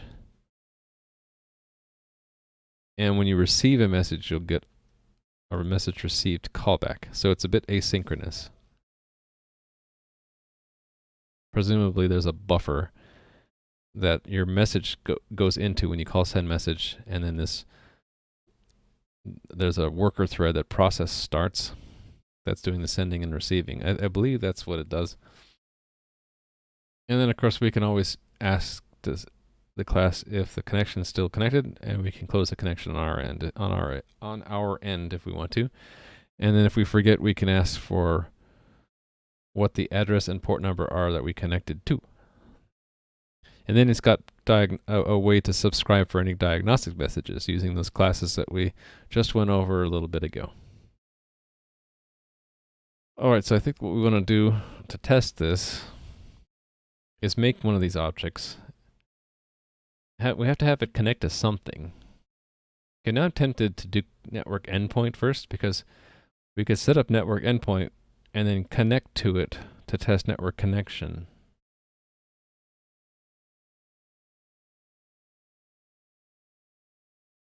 But then how are we going to test network endpoint? I guess you use a classical socket. We'll just have to be prepared to write different parts of the test for different OSs.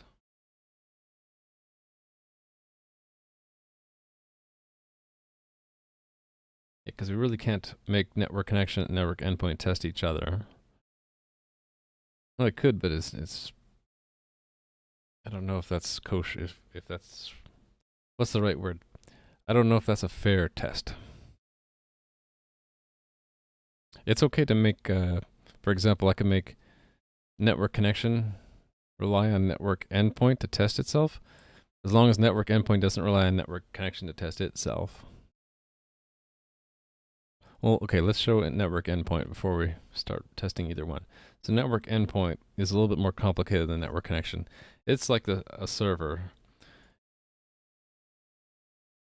Oh, my bandwidth is going down.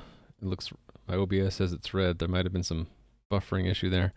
Anyway, network endpoint, it expects that a user of this class is going to receive two different callbacks. One for when a client connection is formed, and another one when a connection-less packet is received. So this class is prepared to deal with both connection-oriented and connection-less network messages.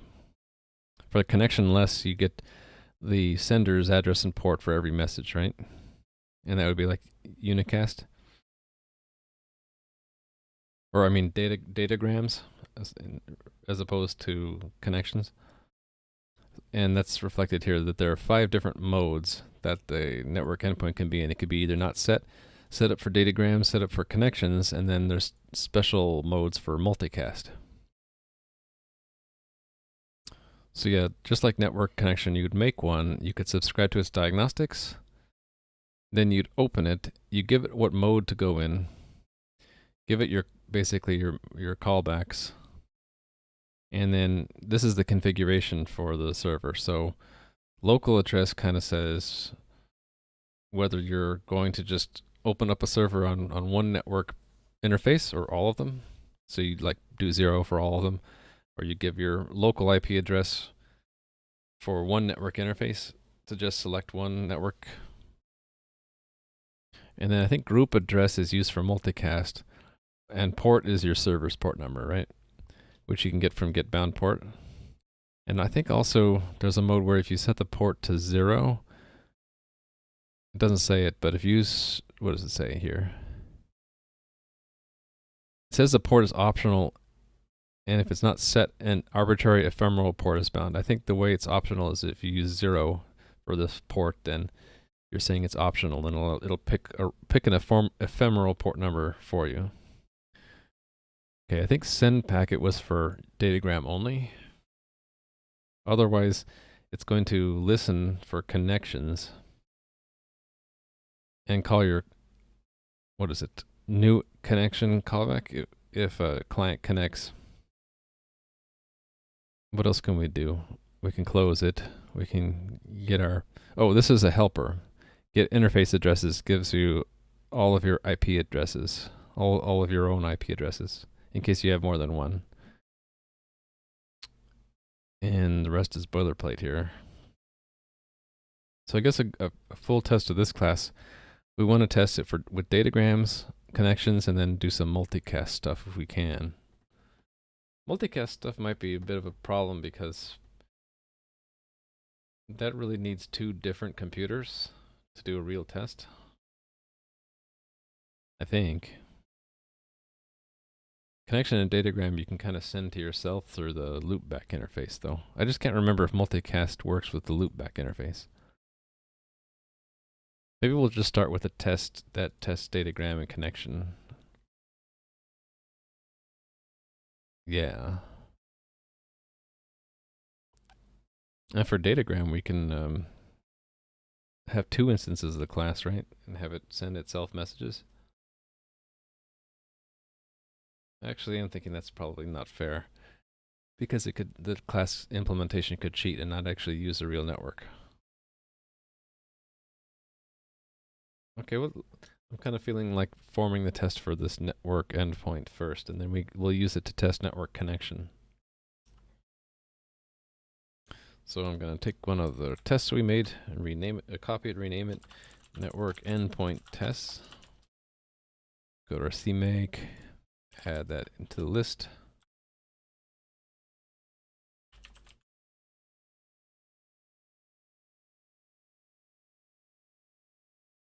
Something wrong with my mic, huh?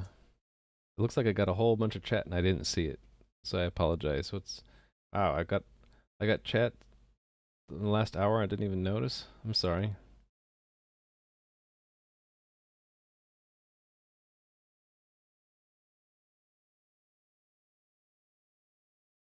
Wonder how long I was going with everything echoed. Wow, at least 20 minutes.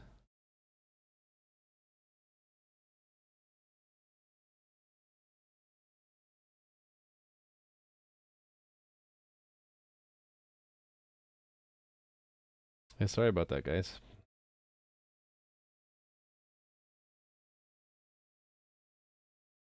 So I see some chat from Serpy90, but it's been a while. So if you're still here, let me know. I can answer the questions.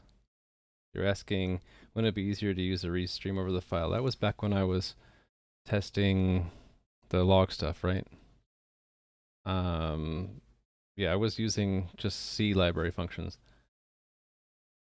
I guess I could have used read stream over the file, but I think it would have, for me, it would have been just as easy to do it either way.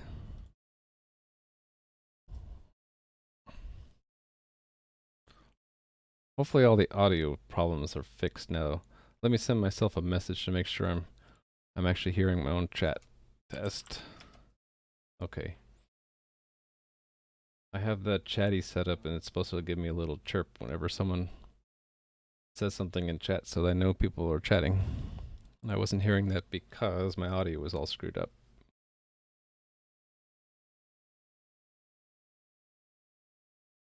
Oh, I just gotta shake it off and continue. Let's see. Network endpoint test. So let's repurpose this network endpoint tests.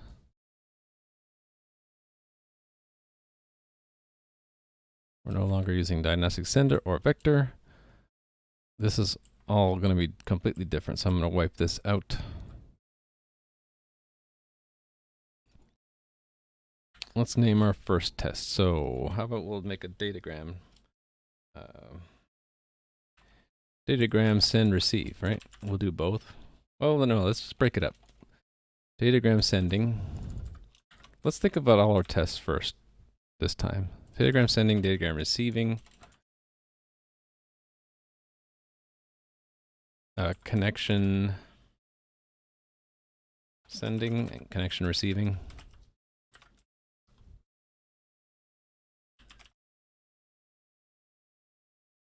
And I think I'm gonna shy away from multicast for now, so we'll just keep it at this.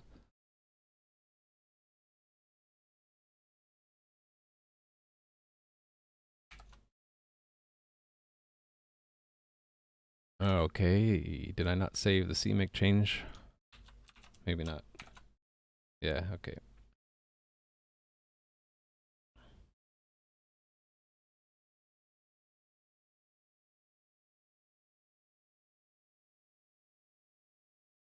Oh, did I really go for 50 minutes with the echo? That's horrible. Okay, we're making tests for network interface. Network endpoint.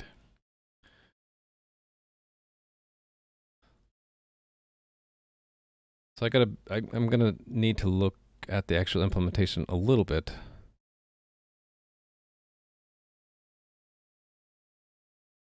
And we're gonna have to make the test have sections that are only built for Windows and sections that are built for POSIX, because it's different between the two. Yeah, so I'm just gonna pull this right into our test.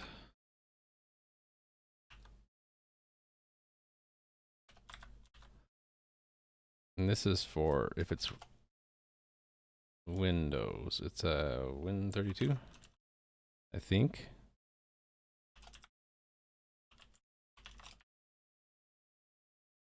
I really try to avoid these kinds of macros in conditional code, but I'm not sure how else to test network code without writing other network code. So we're gonna need to do the same thing in our we're gonna have to make this into a test fixture and do that in our setup. So let me copy paste our fixture. Where do we have that? It wasn't there. It wasn't there. There's one of these I had a fixture. Here we go.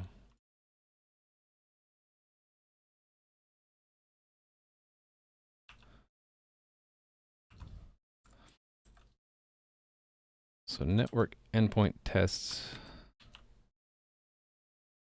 doesn't need any of that. But I need to do the same kind of setup here.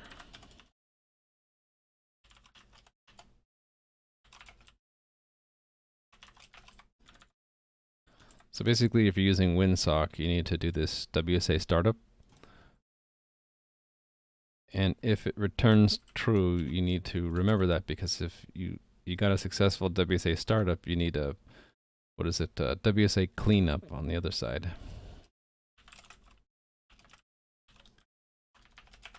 This keeps track of whether or not we WSA startup succeeded, because if so, we need to call WSA cleanup upon teardown.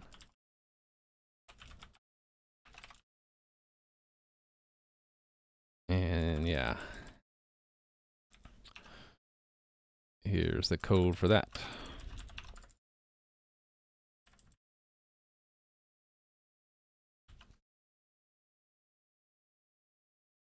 Alrighty. These all use that fixture.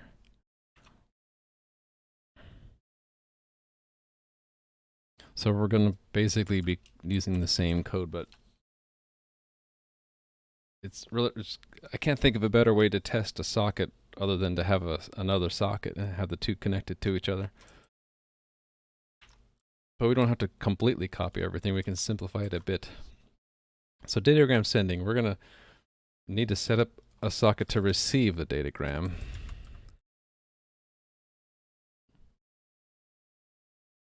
Right, so this is just socket. Or actually, we'll just let it figure out the type. Auto receiver, right? And unfortunately, it's got to be a little bit different between Windows and I think, what was the other set that we needed? I think I put it all under POSIX.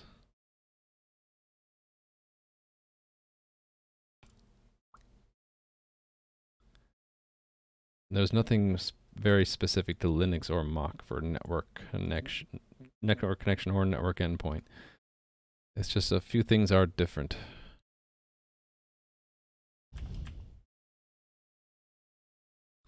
Let's see how different actually.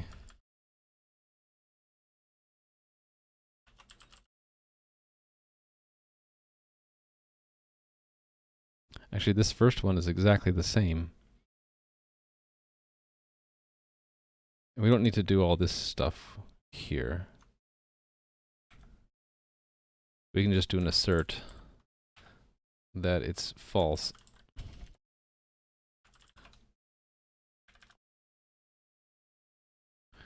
And then the same kind of thing down here, only the check is that it's not less than 0.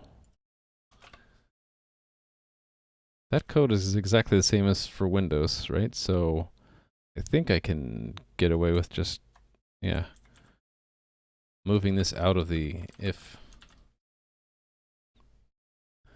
Okay, and we definitely are doing a datagram for this test. So I can clean that up a little since it should all fit nicely on one line again.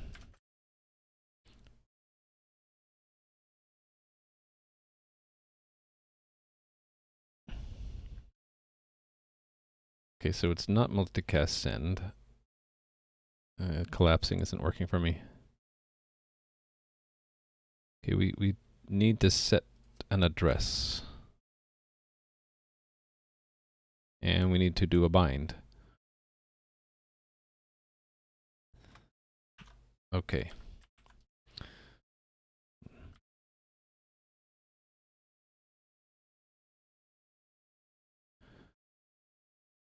It's not multicast receive. Local address. Do we need a... No, we can use 0 because we can just let it receive from all addresses. We do need to pick a port though, but I think if we use 0, then bind picks a port for us.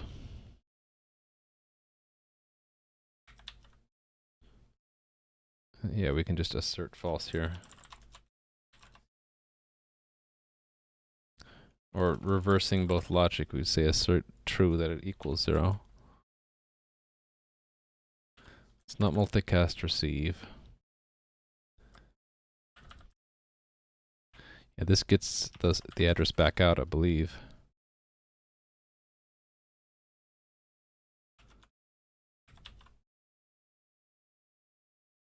Yeah. So it's a U at 16. And we can turn this into an assert.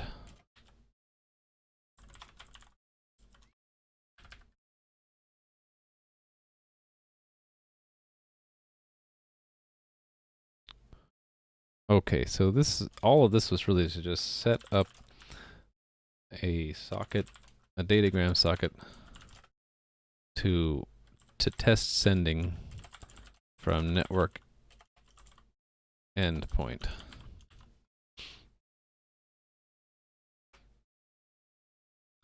Okay, so now set up the network endpoint itself. Oh, before I go on though, I should make sure that there are no changes between that which is in Windows and then the POSIX equivalent of that.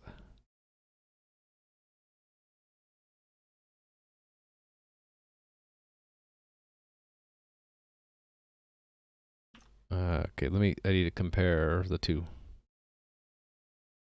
This is what we've copied from the Windows side.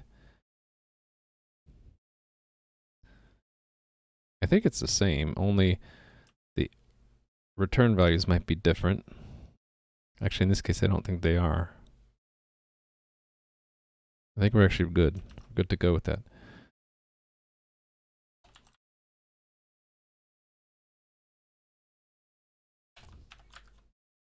Network endpoint. Did it have a constructor that needed anything? Nope. We just need to open it. Yeah, okay. We'll start with having an owner class, and then we'll be refactoring that to be a bunch of delegates instead. So right now we'll need an owner, so we'll make one in a bit, give it the address of that, the mode. We need to make it datagram.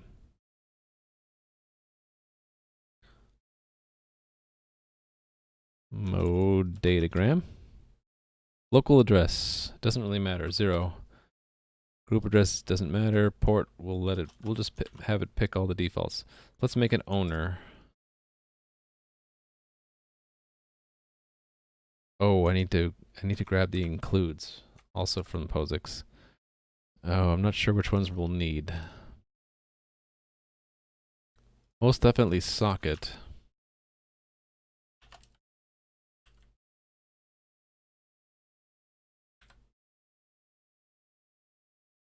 I should probably do that same kind of deal down here too. Well, no, that's for when, but here the else, so it needs to say that.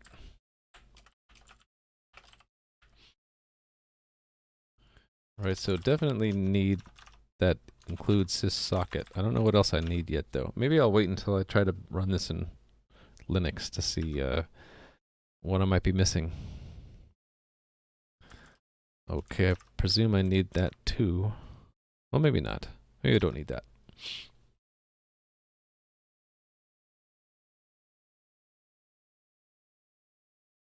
Alright. Yeah, okay, so I needed a network owner. This is used to receive callbacks from the unit under test.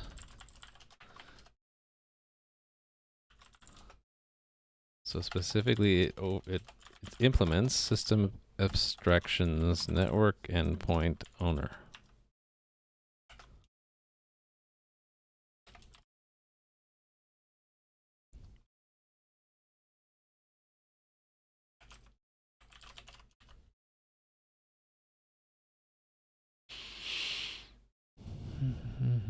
So, okay, yeah, we won't need this right away, this one, so we'll leave that empty for now. But we will definitely need the second one because this is how we test receiving a datagram. Actually, we won't need this for the send test anyway. We'll need it later though. We'll leave it empty for now. I think this just needs that typed. Yeah, there we go. So we just need to make one of those when we're using it in our test. Like that. So that sets it up. Now we'll test sending a datagram from the unit under test. From the under test, unit under test. So I think the way it's done with my class is you just do send packet. Okay, actually we need an address here. Look, what I want to take advantage of that should be always available is the loopback address. So that I believe it's 127, so 7f.0.0.1, right? And then the port is going to be the port that we bound here in our unit test socket.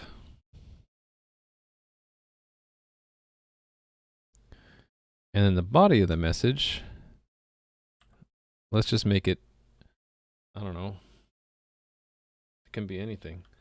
How about 1, 2, 3, 4, 5, 6, 7, 8.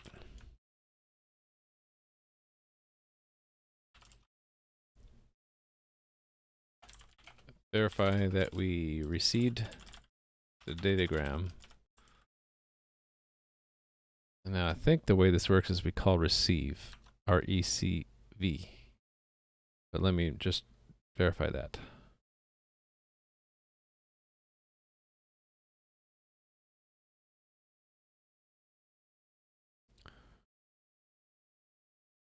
Okay, technically, we could do receive from and get the address of our sender, but yeah, maybe we do want to do that. So first we need a socket address.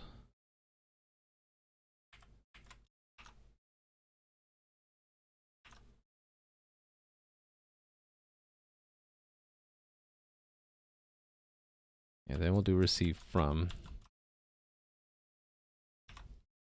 And that is, where is it?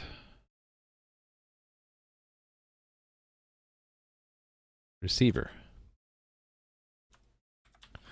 And we need to declare a buffer. We'll make it bigger than the datagram we sent. It doesn't matter how big.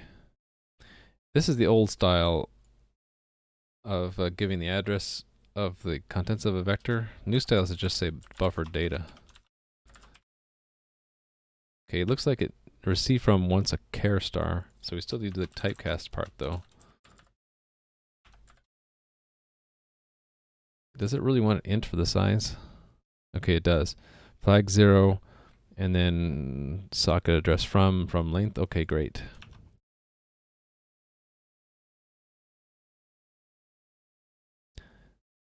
Right, we want to verify this did not happen.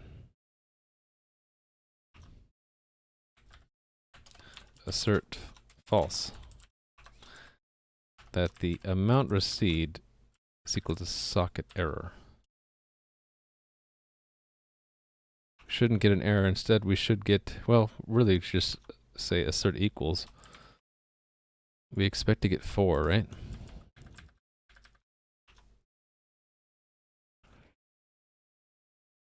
And then what we can do is we can resize the buffer to amount received. Well, or yeah, why not? It's better to just pull this out, right? Const vector of uint t test message test packet, like that, and then say test packet there. Whoops. And then we can say here for here test packet.size, and here we can say test packet.size times 2. Just it has to be, we want it to be bigger because we want to verify that we can get it all. Okay, so resize it, and then we can just say assert equal. The two have to be equal. The test packet should be equal to the buffer. Let's see if that works. If that works, that'd be awesome. Okay, I guess we have 2 socket addresses. Okay, this socket address was the receiver address.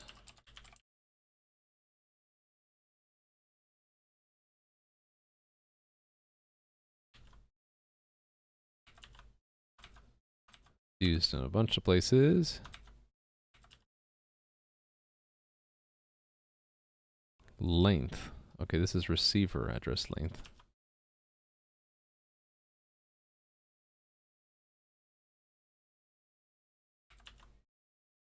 This socket address is, it should be the sender address.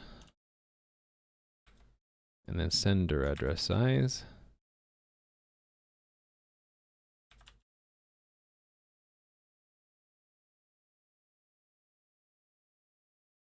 And that reminds me, we want to make sure that we actually received it from localhost, right?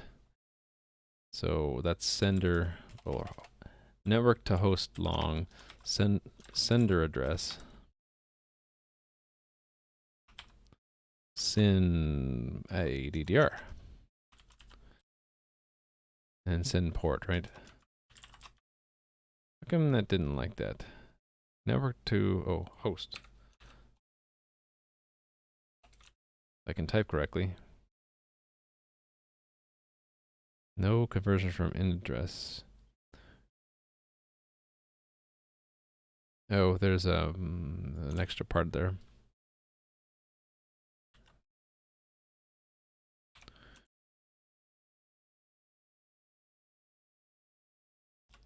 We should get the same port number. Oh, we never got the port number. Oh no, we do. We can ask. What we do is we ask the endpoint. Get bound port.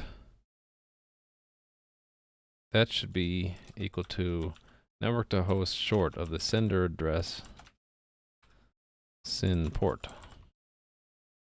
There we go. Let's run that test.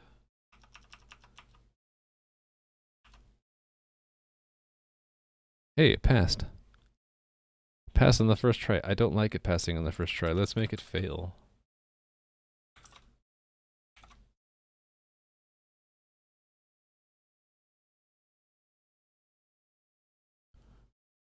Cool.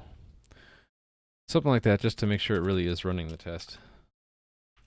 And just to clean up our output, let's put a filter so that we're only looking at network tests for now. There we go. So the other tests are running too, but even though they're empty, that's okay. Let's fill them in. So we can kind of copy from our sender test to switch it around, right? So here, receiver address within this selection. Can I make it current selection? Yes, I can. Here it's going to be sender address.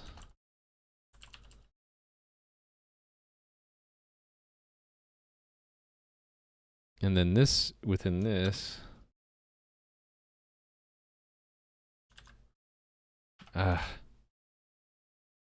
mouse is fighting me tonight.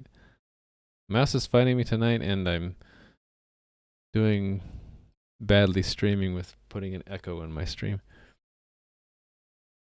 Hopefully that shouldn't be happening anymore, but I think I ticked off some people joining me the first hour because I had my audio set up wrong.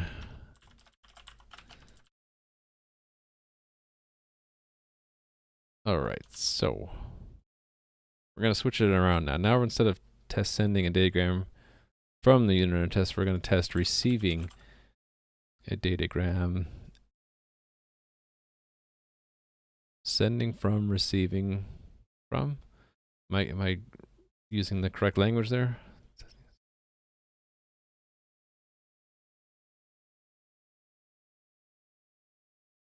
At would be better, right? So there, we're not actively sending the packet. We are using, yeah, okay, so we're gonna switch this around. The opposite of receive from, I think, is send to.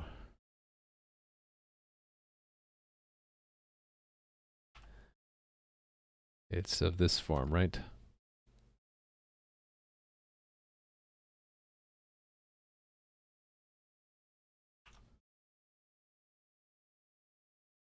And we'll need a new socket address.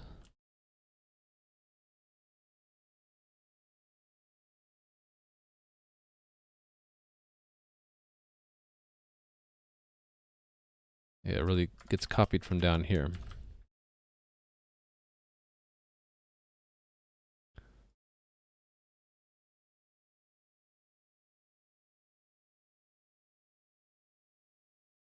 Oh, huh. Do we really need this to be, no we don't. It can just be size of. Yes, so the address we get from the endpoint by asking it what address it bound, get bound port. Oh, I did the wrong one. The port is down here. The address is just localhost, this magic number here.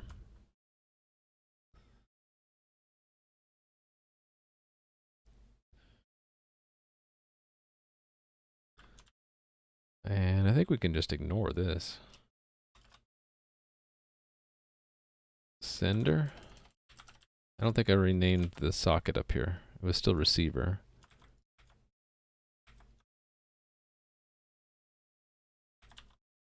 Yeah, okay, so... but we don't want to send to the sender.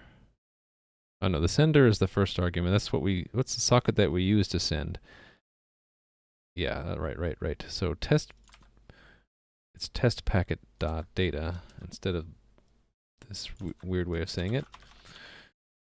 And test data, test packet.size. And we're going to get the receiver address.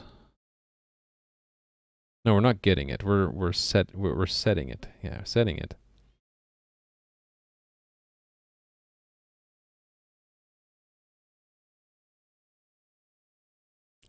So because the callback is asynchronous, when to verify that we received the datagram, we're going to need to wait. So what we'll do, we're going to need a few things. We'll need a condition variable, and we'll need a mutex. And we will put it in here, properties, methods. Condition variable any. So this is the use the very inspired name of condition, right? Unique lock. Mutex. Or is it unique mutex, I think? No, it's not unique mutex, it's just mutex. You use a unique lock to lock a mutex. Okay, this is used to wait for or signal a condition that the owner might be waiting on upon which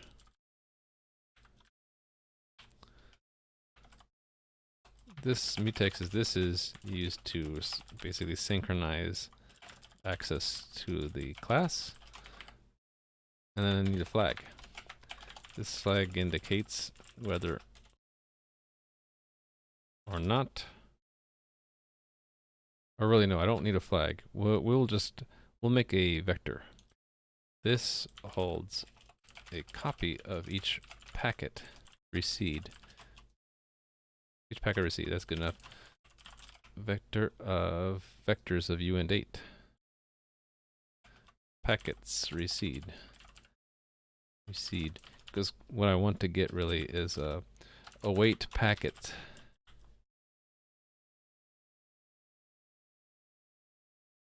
And what it's going to do is it's going to make a unique lock of the type of mutex, lock the mutex, and then we say condition wait for, because we want to allow it to fail, and use the lock. And I think the period goes next, so standard chrono seconds 1. And finally the predicate. The predicate will be return packets, basically return that packets received is not empty. So it's basically, this says wait for up to a second until this condition is true.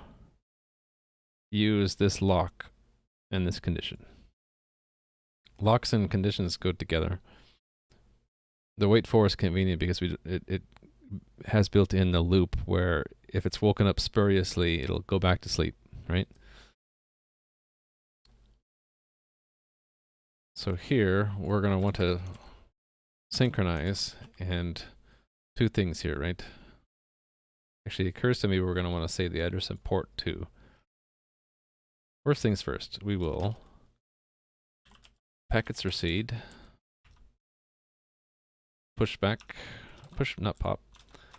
the body, and then we need to signal the condition, notify all the condition, right?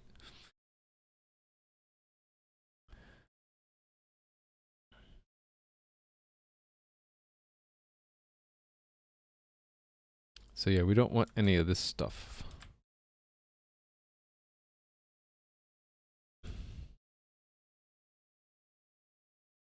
We'll want that stuff though. Sort of. So what we'll do is we will assert true that the owner, we'll do the await packet and assert that we get true back. And then We should only get one packet, right? Well, if we get a packet, we shouldn't get more than one packet anyway. We'll just assert that the contents of the packet are what we expect. So that's basically test packets what we expect. What we actually get is owner.receive packets received, the first one, right? Now we should probably do the address comparison as well. So I'm gonna update this a little bit. We'll pull this type out. Struct packet.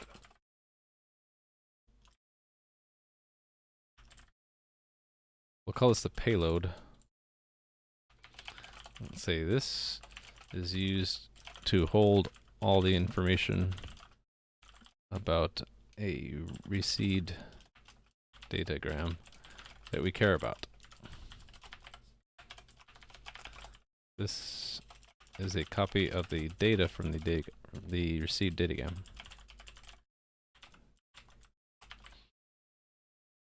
Say this is the IPv4 address of the datagram sender. Note that we don't support IPv6 right now. Sort of a limitation of this class and these tests. Probably have to revisit this later to handle IPv6, but that's fine. This is the port number of the datagram sender.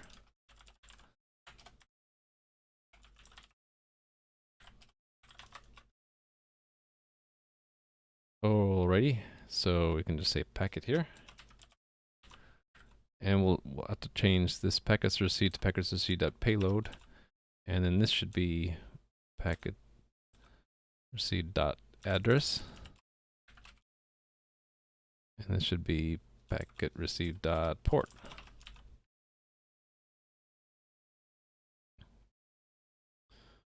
Yeah, so the pushback didn't work way back up here. Because we can't just push back the body. We need to push back a bunch of things. So let's use InPlaceBack.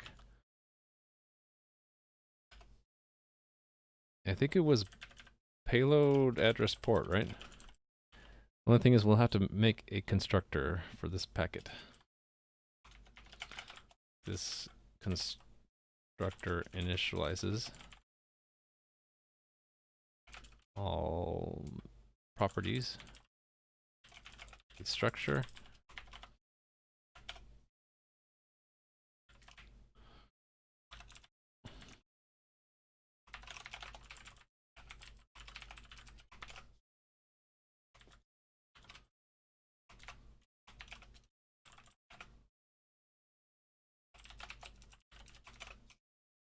I wish that the compiler would generate this by itself, but and I think it should be able to, but it's not part of the language as far as I know.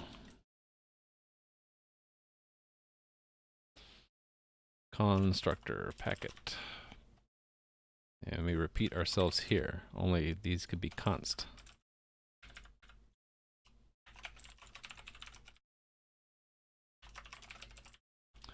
And you don't need to make elemental types const. There's no point.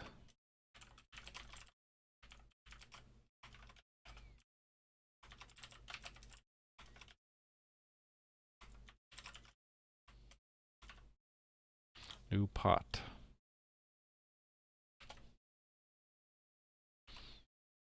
Alrighty then. Oh wait, did I forget to return something? Oh. We can make that a tail call. We want to return exactly what the condition wait for returns. Oh, that's interesting. The port number didn't match.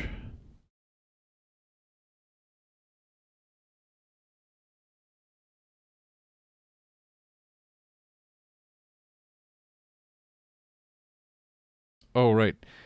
We're receiving the datagram, so we want it to be the port we sent from, which is the sender port, right? Sender address dot syn port.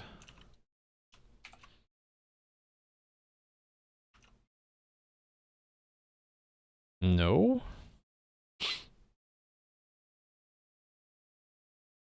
Well, that's odd.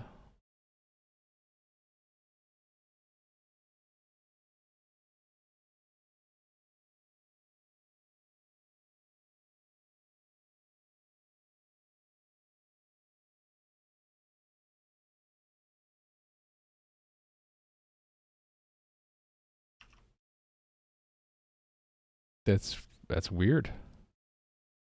So it got the packet, but it appeared to come from a different port number than we sent it from. Oh, is that because I forgot to do the network to host? That's right. It's always stored in network byte order, and you use this convenience function N2HS for short. There we go. Now it's passing.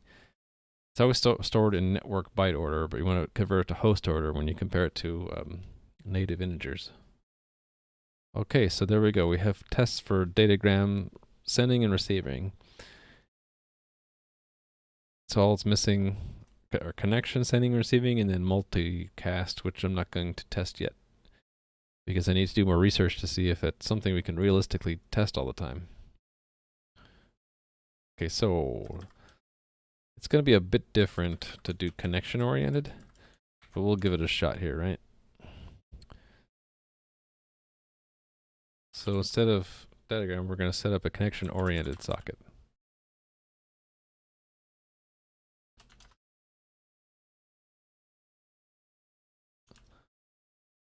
So I'm going to look to see where that stuff is set up in the first place. Yeah, it's just stream. And is there anything else that we need to do differently? I don't think so. All this stuff is the same. Instead of datagram here, we say connection. And instead of sending a datagram, we just send a test string. Instead of send packet, I think it's just, is it still send packet?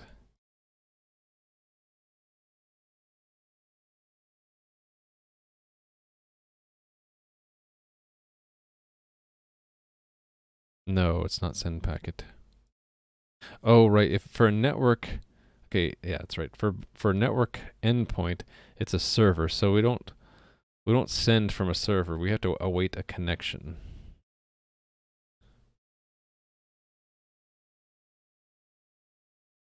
Connect to the server. We'll basically connect to the endpoint, right? And that is there's a connect call we have to make. I thought it was called connect. Oh, it wouldn't be in network endpoint. It would be in network connection. That sort of thing is done. Yeah. So it's similar to sending a datagram, only you, yeah. It's like this. Only instead of doing send to, you call connect. Receiver address, all that good stuff. Instead it's connect. And here we do want to verify it connects correctly.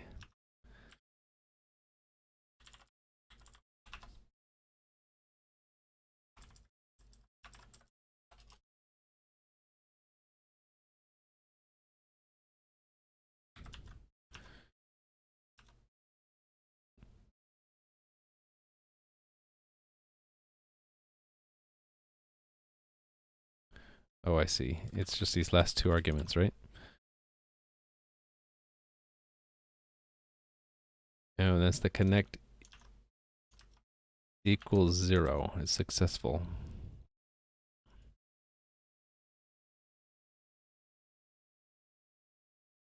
So we also want to make sure that our network endpoint gets the connection. So that would be owner.await connection. And let's make that now. Oh, I forgot to document this.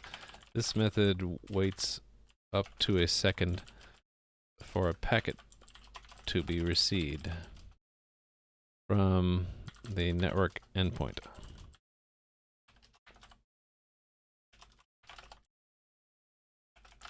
An indication of whether or not a packet is received is returned. So we'll have the same kind of await, only it's a different predicate. So await connection waits up to a second for a connection to be received from the network endpoint, right?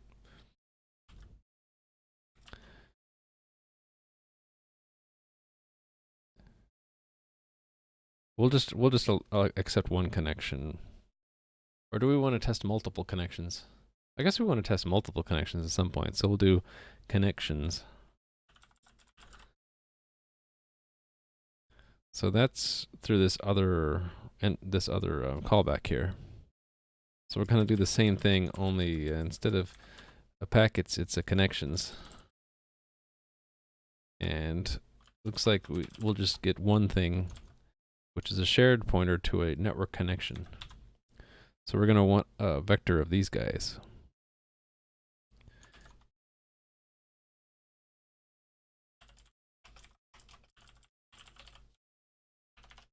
These are connections that have been established between the unit under test and remote clients. All right. So we'll await a connection. And then again, we're going to be test sending a test, let's just say message, right? So instead of going to the endpoint, what we do is we use the first connection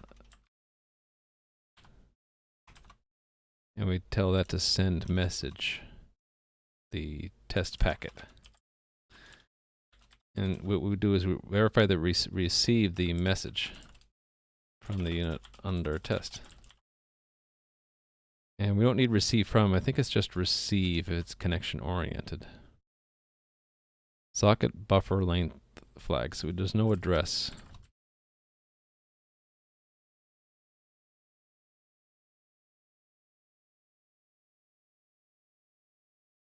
Right, and the way I believe connection-oriented sockets work is that they will block until it receives the number of bytes that you ask for. So we don't want to have a buffer longer than our test packet. We want it to be exactly the same size as our test packet. And that means we don't need to resize.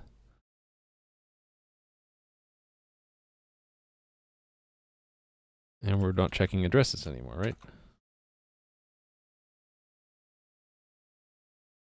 Oh, how did that happen?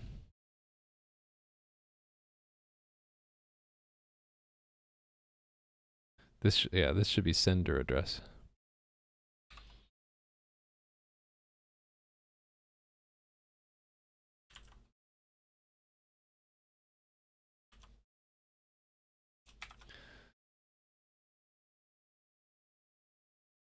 And we don't need that there. And let's see if it works.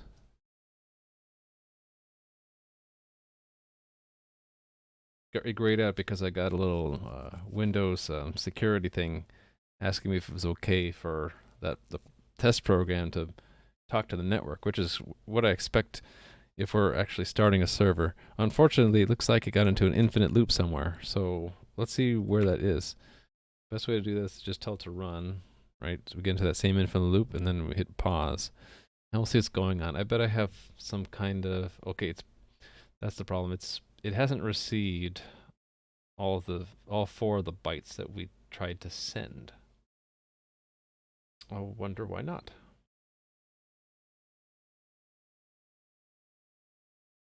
Let's look at where's my thread window? Debug Windows threads somewhere here. Yeah, threads. That should go down here. So here's the thread that's run by the network endpoint. It should have sent everything in its queue.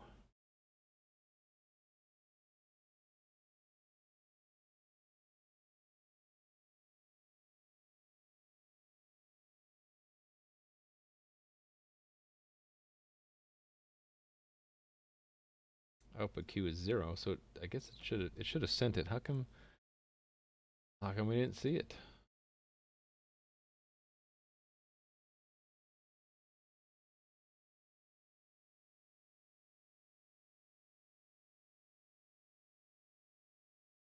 Interesting.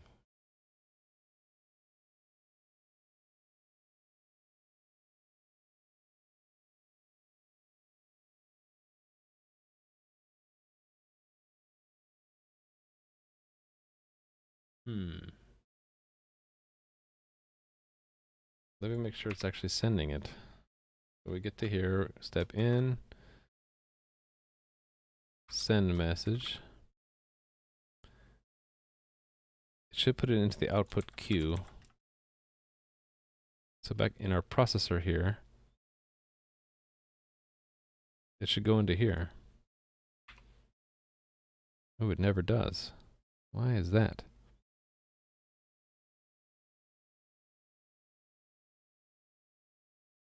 Am I looking at that wrong? Oh, what's next? Network connection. We want network end. No, we do want network connection. Oh, hold on. I think I know what happened.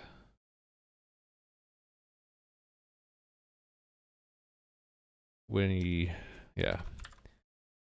receive the network connection, but I think it's not actually started until we call a method of it. We actually need to do this new connection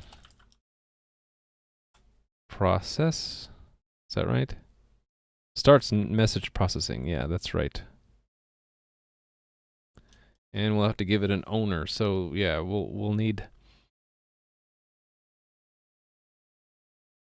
an owner. I guess we can use the same owner.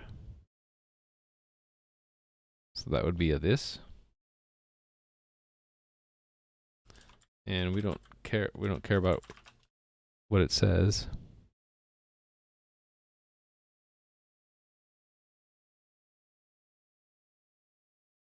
Oh, there are two different owners. Yeah, so it also has to be a connection owner. Which is a slightly different interface. Network endpoint, again, is a server, and network connection is client. So the client callbacks.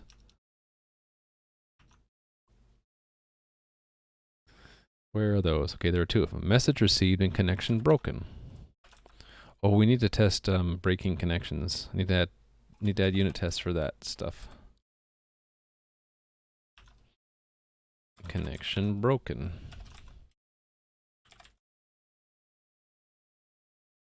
So we don't actually need to do anything there yet because that's the next test where we'll be needing to do something there. Okay, we're passing. So let's move on to that new test that I just mentioned. This is connection receiving. So this is where we are receiving data from a client connection. The last test we did, we were sending data to the client, right? Now we're going to test receiving data from the client. So it's the same kind of test, only we're reversing the direction of the data flow, which means that the roles of sender and receiver are swapped. So I'm going to go ahead and, within the selection, change receiver to sender.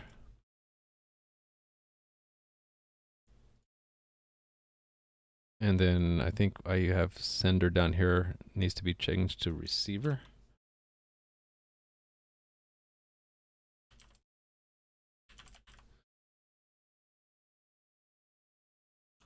Right? Okay, so the connection's all the same. Only the roles reverse, right?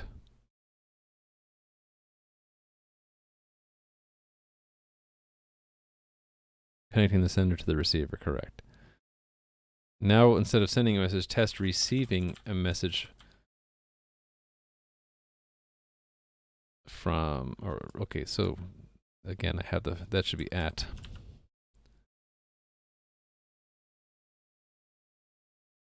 No, this one's at. Receiving a message at the unit under test. So instead of sending it from here, we're going to send it from the other place.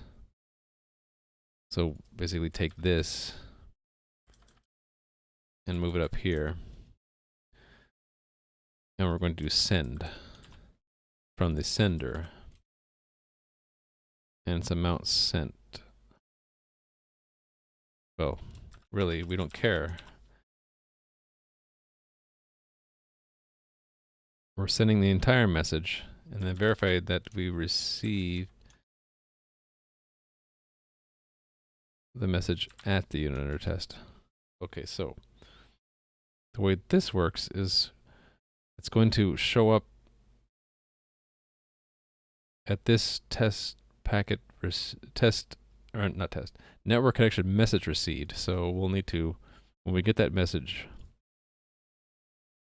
put it in and then notify. It's essentially the same as this packet receivers for datagrams. This is the same thing, only it's for connection oriented. And here we can just simply don't put anything for the packet, for the address and port number, right? And the message is the body. So we can use the same kind of await packet, only we're awaiting the whole string, right? Oh, hold on, we can't do it the same way. If the message is large, it can come in pieces. So what we really want to do is have a buffer to receive all of a stream. So this holds the data received from a connection-oriented stream.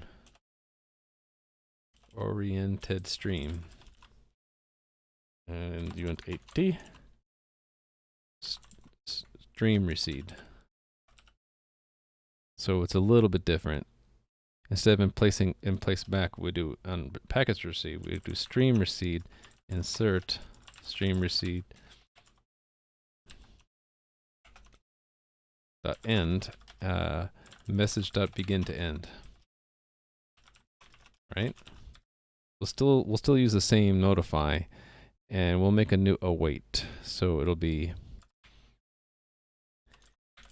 await stream, and then we'll give a amount num bytes, right?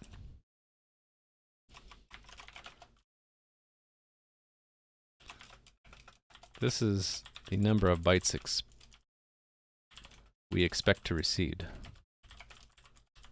This method waits up to a second for the given number of bytes.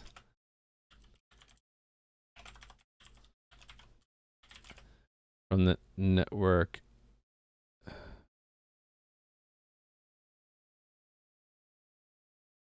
from a client connected to the network endpoint. So it's slightly different semantics, whether or not the given number of bytes.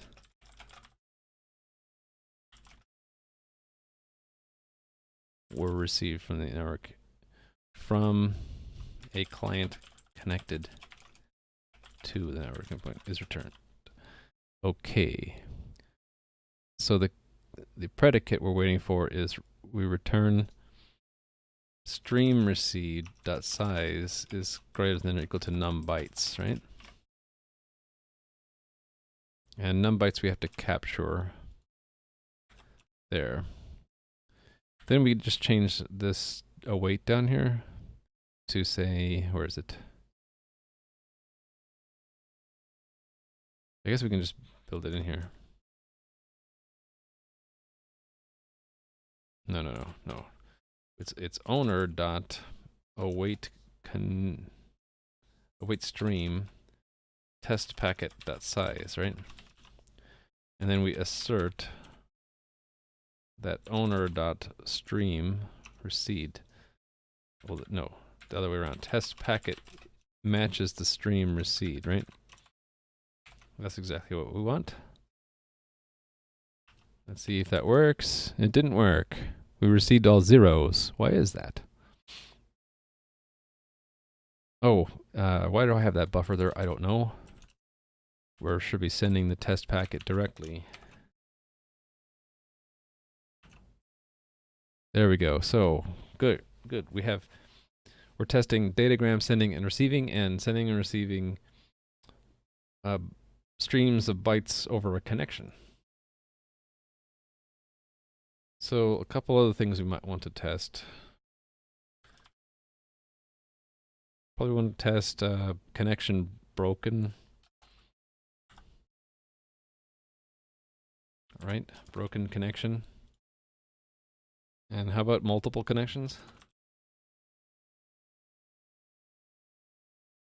What else? I'm sure it'll come to me what else. So, broken connection. We'll take one of our connection tests and we'll simply, instead of sending something, we'll just break the connection. So so we do connect there, break the connection from the client and verify that the broken connection is detected at the network endpoint. So to break a connection, I think you just simply close. Is it close socket for Windows? It's close socket. And I happen to know that it's going to be different between Win32 and not. It's close socket for Windows. This is receiver.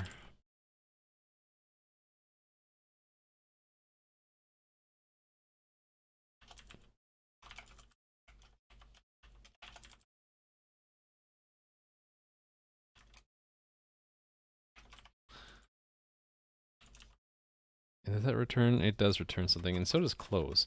The POSIX equivalent is just close. And then what we want to do is we want to await disconnection. So it's slightly different than connection. And I'm gonna remove the sender receiver stuff here.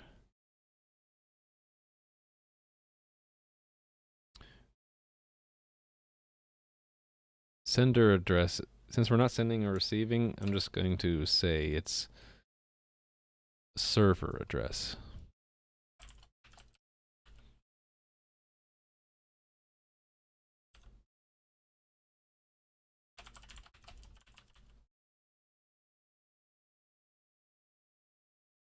And instead of receiver and receiver address, it'll be client.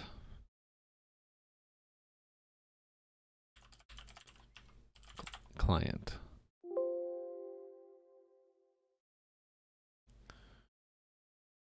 Right, so we're making a client socket.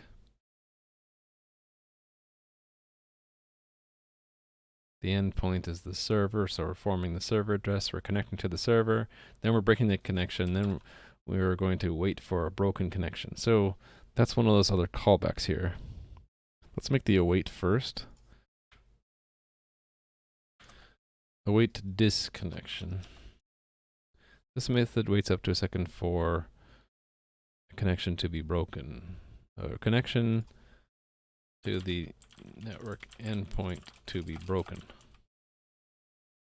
Well, a connection to the network endpoint is broken as return. So we'll have a flag for that. Connection broken. Bork. Connection broken.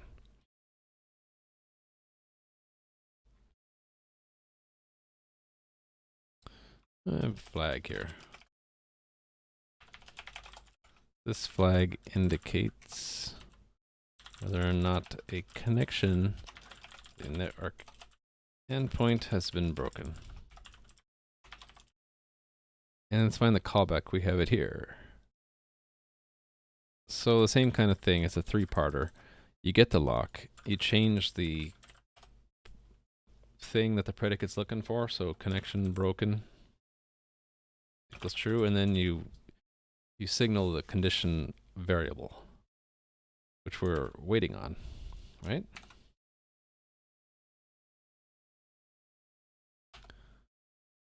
Great. So let's do multiple connections.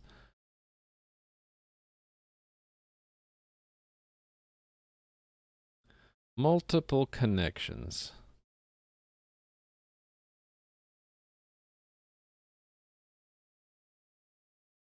Let's test multiple clients sending us data, right? So we'll have sender 1 and sender 2. Set up 2 connection-oriented sockets. This should say 2. I should fix that in the other place as well.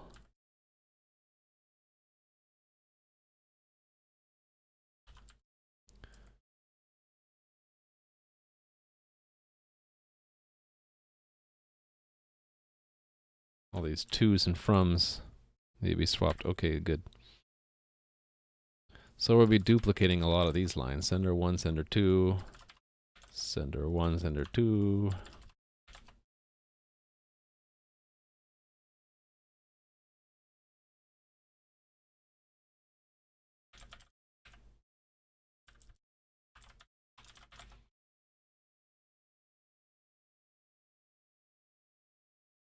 Actually, I'm going to cheat a little bit.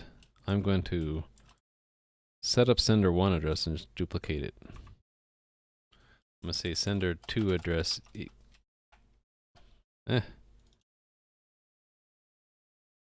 Sender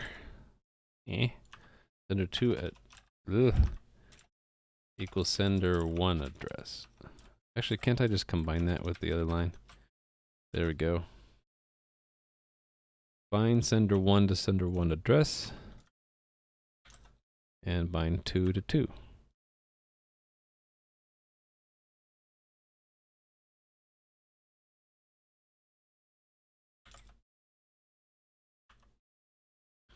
We'll have port 1 and port 2.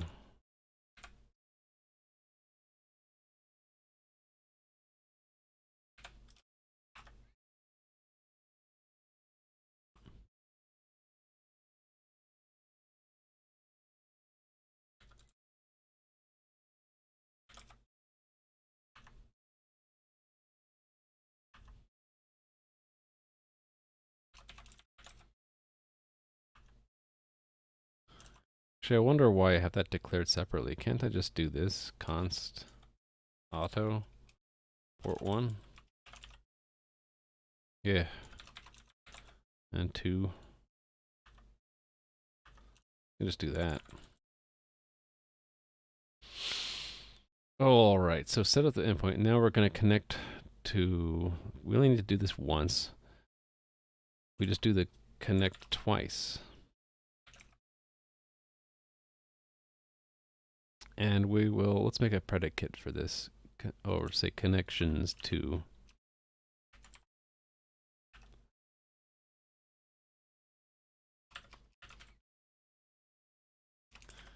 connections.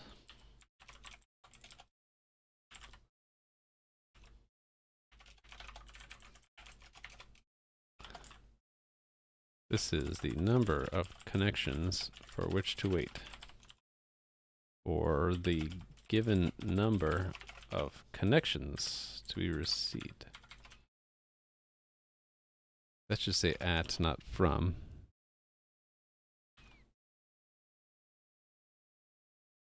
At the given number of connections is received at.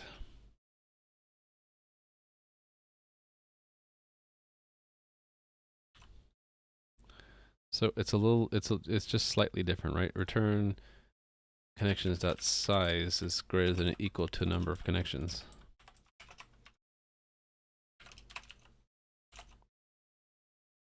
And we need to capture that in the predicate function object. So we're going to wait for both connections, and then we're going to send. What we're going to do is send half of it from the first sender, and we'll send the other half from the other sender. But they could run over each other. So what I'm going to do is first wait for those first 2 bytes, right? Before I send the second.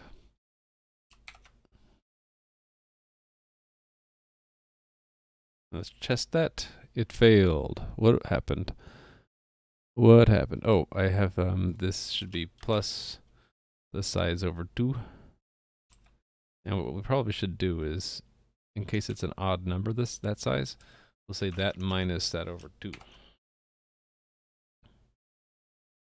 Okay, it didn't.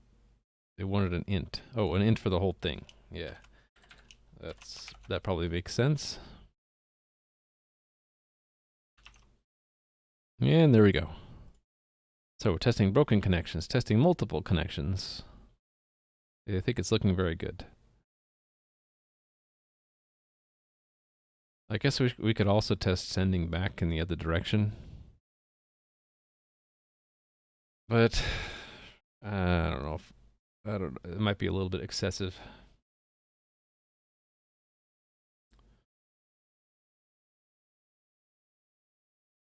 Let's just check that in and we'll move on. We'll move on to some refactoring of network connection.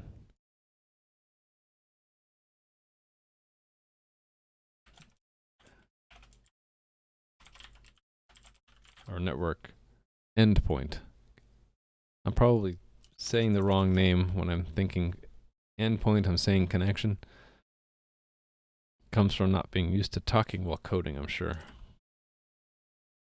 Alright, so let's do some refactoring. I think the first thing I want to do is, instead of having this class with the virtual methods that are overridden, I want to just make these into delegates. Because I'm into that kind of thing. So let's make those delegates stick here.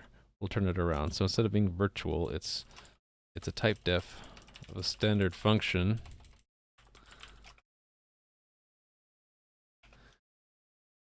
And then we remove the name. We keep everything else though.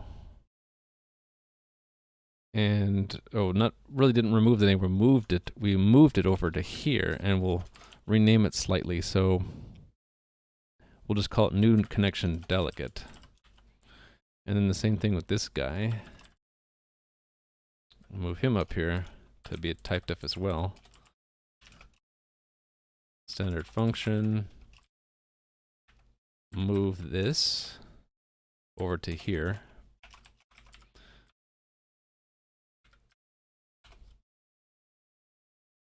Like that. And shorten it. And then, yeah, too bad I don't have any documentation. I could just, if I had, I could just copy it up here. But I don't, so let's fill it in. This is the type of callback function to be called whenever a new client connects to the network endpoint. New connection. This represents the connection to the new client. All right. And then the next one. This, well, I could do a little bit of copy paste at least. This is the type of callback function to be called whenever a new message, a new datagram, really datagram oriented message is received by the network endpoint. Instead of a new connection, it's the address. And this is the IPv4 address of the client who sent the message. And then port number and then body. This is the port number.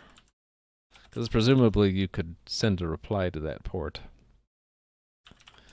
And this is the payload. Or this is the contents of the datagram sent by the client. Oh, I forgot to put delegate at the end there.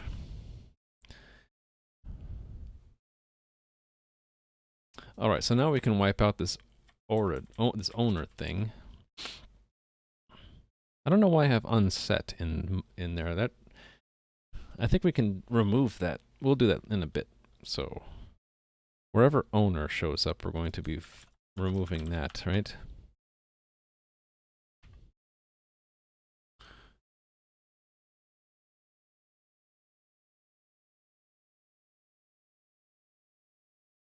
Passing them along to the owner. I guess we can still say that. The mechanism for passing it to the owner is through these delegates now, though. So instead of owner being given to open, we'll have the two delegates. So new connection delegate. And the other one will be packet received delegate. Right, is that what I called them? Yep.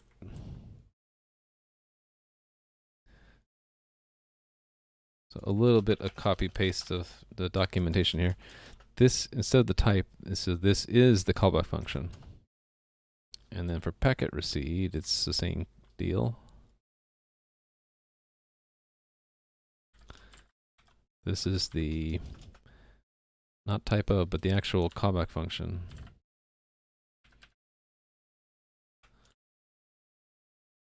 So owner, and I'm really happy to get rid of a raw pointer like that, since those are so ugly. So new connection delegate. And packet received delegate.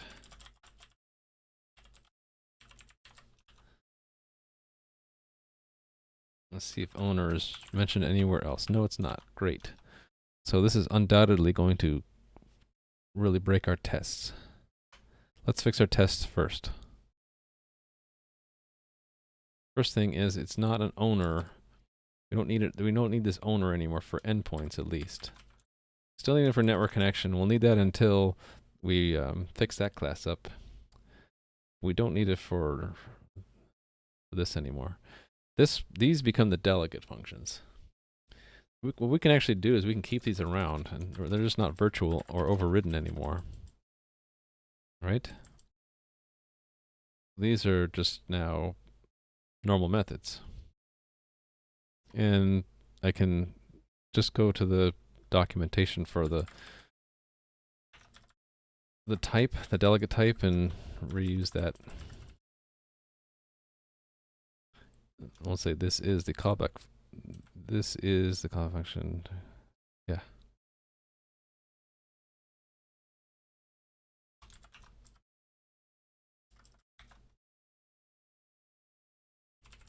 Visual Studio fights me on the indentation here. I'm too lazy to fix it other than the brute force way. Alright, so where we use this owner instead, we will make some very simple delegates. So it's going to be address of owner is captured, and the body, well, okay, not so simple because we do have to repeat ourselves a little bit.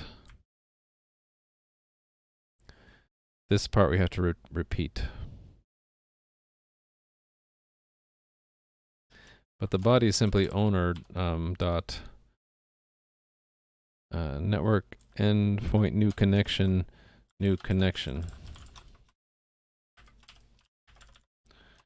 And then the same thing for the other guy. What does he want? This stuff.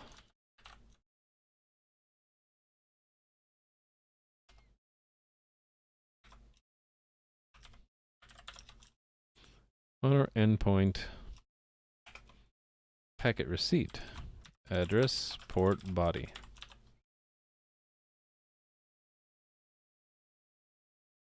Let me think. Sure, I'll pretty this up a little bit.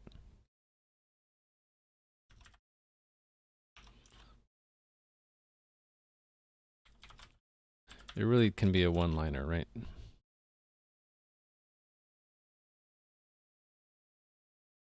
And I'm going to want to do that in a couple other places. Here. Actually, every test has this, right? So it makes our test a little bit more complicated.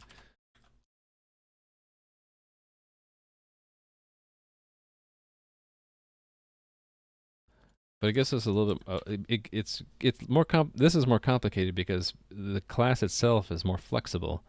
The class says you can give me any kind of function object, and it's in our test code where we're focusing the complication.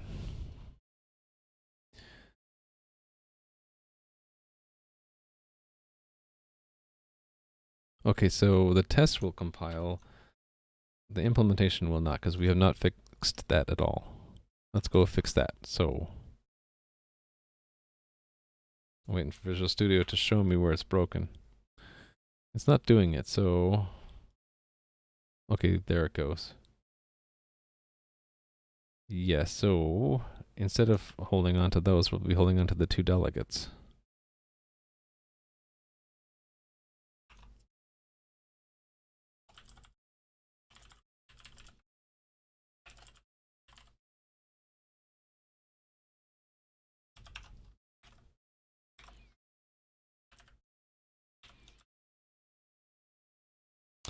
And yeah, sure, why not? We'll write the documentation.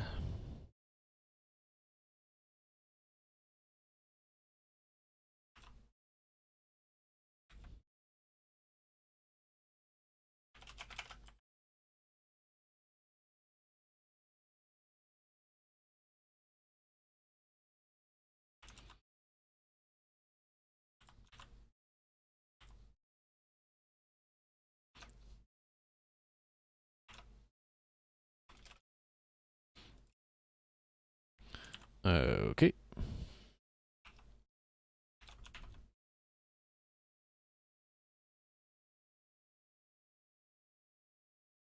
Okay, so yeah, instead of saying owner now, we just say new connection. Delegate. Instead of all this, we just say packet received delegate. Oops. So the whole point of this is we removed the raw pointer and we simplified the calling process.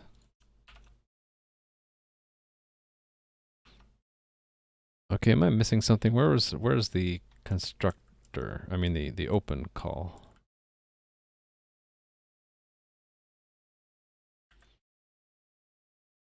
Oh, there's probably another class for that. Here, right? Yeah. This is a forwarding call, so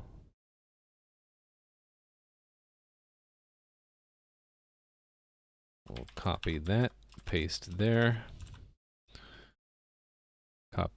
Copy, or paste. That's it, right? Okay, awesome. So that should not have affected our tests, and it did not. So go to check that in.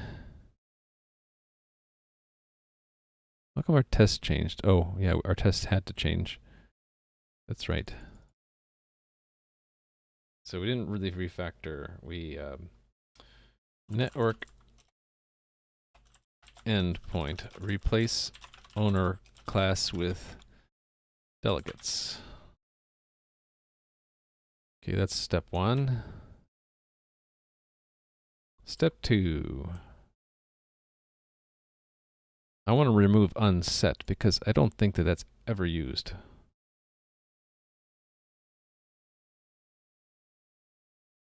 I mean, it's set there as an initial value, but I don't think it's possible to use the class without calling open and setting a mode.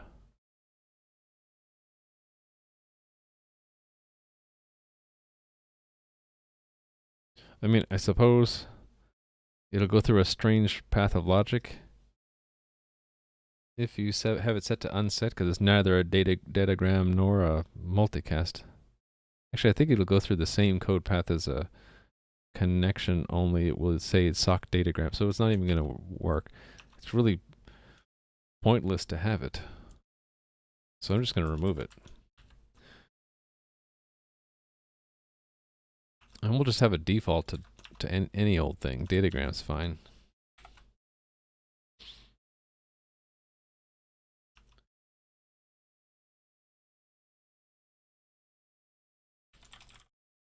So this change is just to remove. This is network endpoint mode unset. Next. Oh, documentation. Should we go ahead and let's see how many of those we're going to have to do. I need to update the copyright as well. Not too many. Let's do the copyright first. So this is a good one, I guess.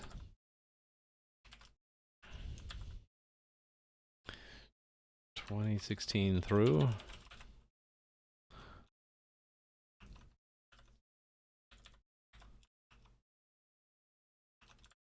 all of these are updated.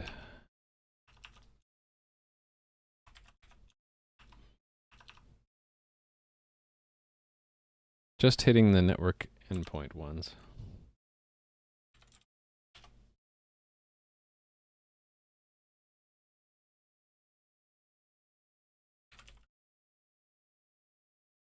Then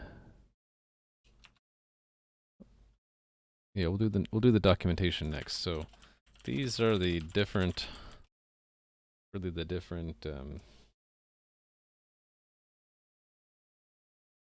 kinds of, or these are different operational. What's the best way to describe this? I don't want to use the word mode. These are the different behaviors. Different sets of behavior that can be,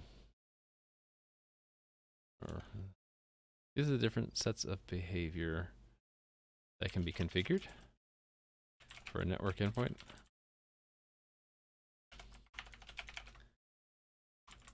In this mode, network endpoint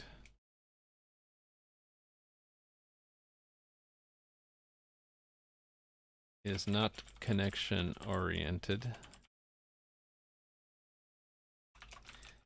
and only sends and receives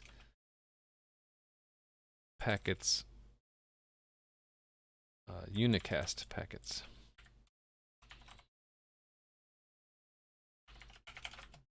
In this mode,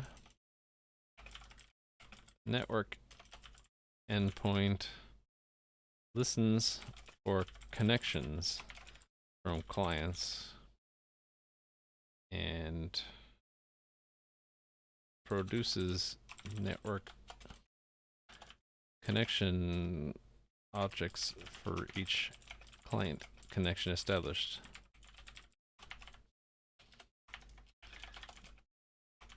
In this mode, network endpoint is set up to only send multicast or broadcast packets. So sort of a special subset, or a special, it's like datagram, only it's sending to multiple recipients. And the only difference between multicast and broadcast is broadcast is basically to anything that can hear it. And multicast is selective. The network is set up to only receive multicast or broadcast packets. And the way you select whether it's multicast or broadcast and all that is through this group address, I believe. Yeah. The address to select for multicasting and multicast mode is selected. Exactly. I'm glad I at least have that open documented because it's a long one.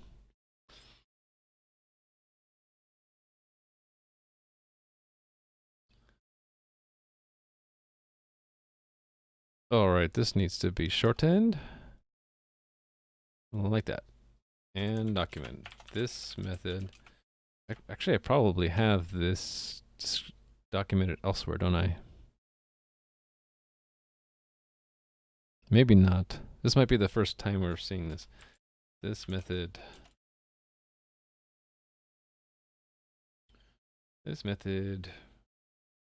establishes a new subscription for any diagnostic messages published by this object.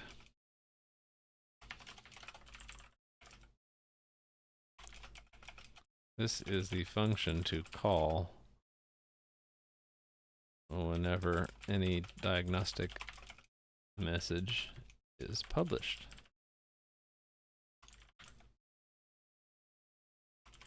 Min level. This is the minimum message importance level that the subscriber wishes to receive. I should qualify this. Establishes new connection, a new subscription for okay. This is the function called whenever any diagnostic message of min level importance or higher is published. Oh, when it returns a token. A token representing the subscription is returned.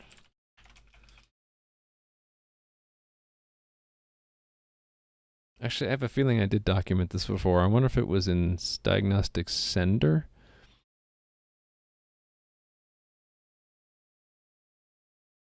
Oh, I do.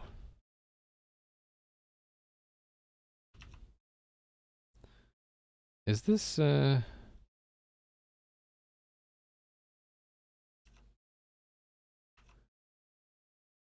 this is probably implemented in terms of a diagnostic sender. That's why I wrote it this way. But I can copy this comment verbatim. And I really should, because it's exactly the same meaning. And same thing for unsubscribe. That saves me a bit of time. Alright. This method returns the network port that the endpoint has bound for its use. The network port is returned. I'm still trying to think if it's better to just type and not say anything, or kind of mumble along what I'm typing when I'm doing English sentences like this. Okay, this method doesn't return something. This method is used when the network endpoint is configured to send datagram messages, not connection oriented.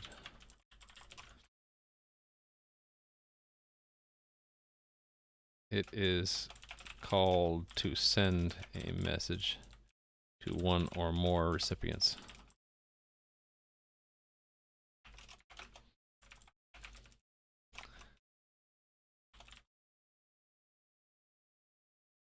Actually, I'm wondering if send packet is really used in multicast. Let me look. The key will be how this output queue is handled. I guess it is used. Maybe it's ignored though when it's multicast, because it's just going to use the group address, right? I can't remember. For now, we just won't mention multicast. This is the address of the recipient of the message. Or this is really the IPv4 address. And then port is similar. This is the port, the recipient of the message. Body. This is the desired payload of the message, of the message. Message datagram, same thing. Close. This method is the opposite of the open method. It stops any and all network activity associated with the endpoint and releases any network resources previously acquired. Okay, we didn't have a test for this. This one is difficult to test. I'm going to go and add this to my notebook. I have like a list of hard cases, so I'm going to add to that network. Let me make this bigger. Network endpoint get interface addresses, I think, is another hard case for functions that are going to be difficult to write unit tests for, because the only interface address we know for sure that we should get is the loopback address. And any other addresses are the actual IP addresses of the machine, and that can vary depending on where you run the test, right? This is a helper. free function which determines the IPv4 addresses of all active network interfaces on the local host.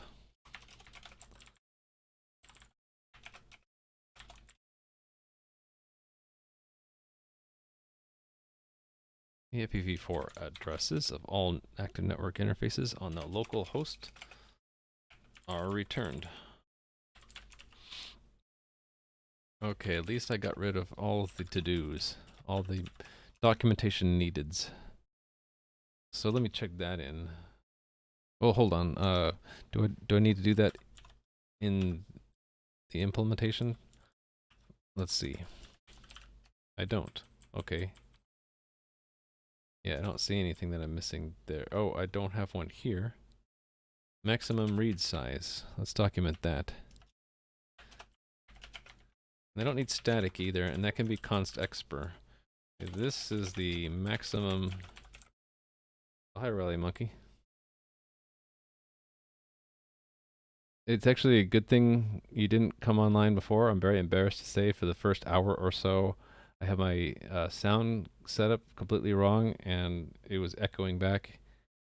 And I didn't even know it was echoing, and people were in chat telling me so, and I wasn't hearing the little tone that I have set up to hear when people are chatting, and so I just happily was developing for an hour, probably annoying anyone who's coming by my channel. So now I feel really bad. But hopefully all the sound setup is better now. Okay, this is the maximum number. Oh, and then you just said that in chat, didn't you? Okay, good. So this is the maximum number of bytes to try to read from a network socket at once.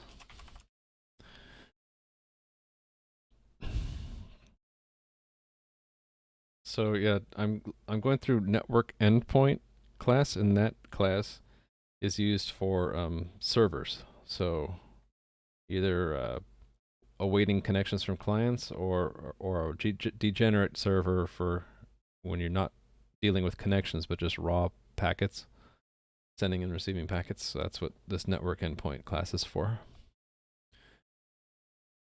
I'm just looking right now to see if there are any missing documentations. I don't think so. I think I hit them all.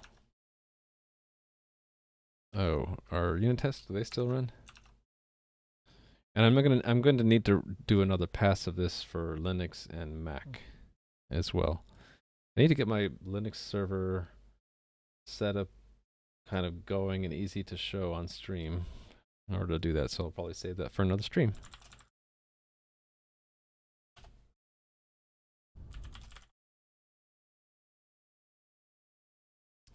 This one was all about adding missing documentation, right? Add missing documentation. Okay, so there was one last thing I saw. Ooh. There's more missing documentation here. Oops. There's a lot of it that's missing too. Shoot. Okay, well, let's bite the bullet and fix it, shall we? This is kind of like the, not there, but, hold on. This guy. This comment, right? It's the private properties of the network endpoint instance or class. Instance is fine.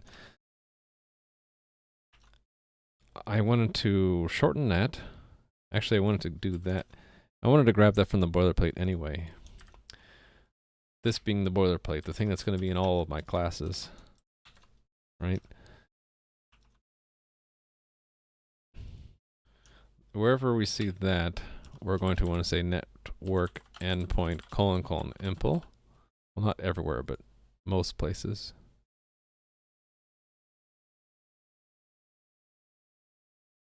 Oh, maybe not most places. Not there and not there. I'm wondering, why do I have constructor and destructor?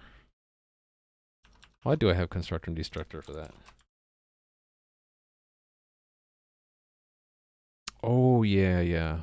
And we're going to deal with that separately too, right? Where was I working on that? That was with file, I think. Yeah, file had both an impl and a platform class. So let's do the same thing for network endpoint. So we'll declare a platform struct. And then what did we do in file impl? We had that second level pointer to the platform. So we'll do the same thing in network endpoint impl. Yeah, it was already here. It was just not documented.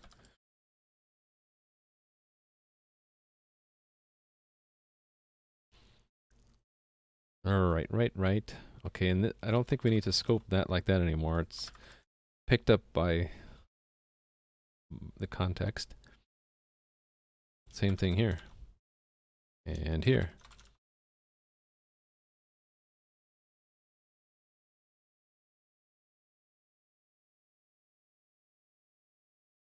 Why do I bother doing that? I don't know. Oh, maybe I do know. I think it's just because it's forwarded. Yeah, okay, that's forwarded to that. Alrighty. We're going to have to do a lot of search and replace of underscore impl to impl underscore. New naming convention. 17 changes. And that's just impl now.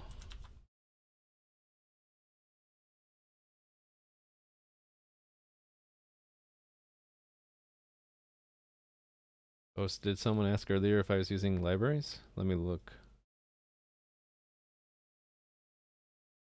Oh yeah, BitSlime. BitSlime's gone though.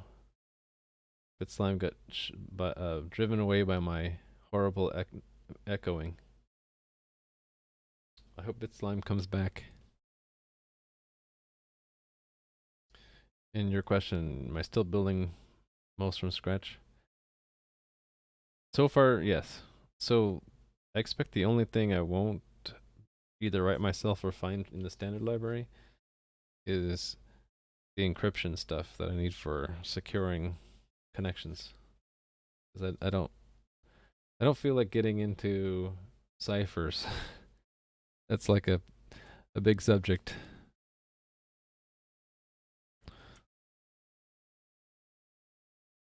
Okay, I don't remember if this is done the same way or not. Let's see what I did in it would be what file Win32, I guess.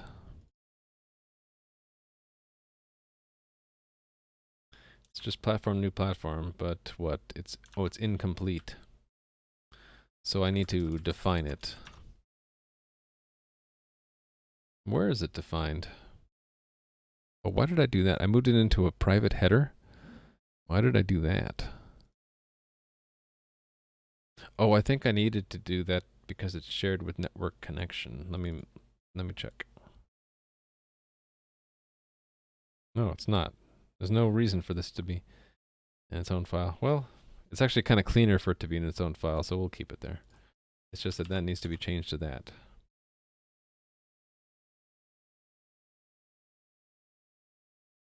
And it's not the private properties anymore. It's, what is it? What were we calling it?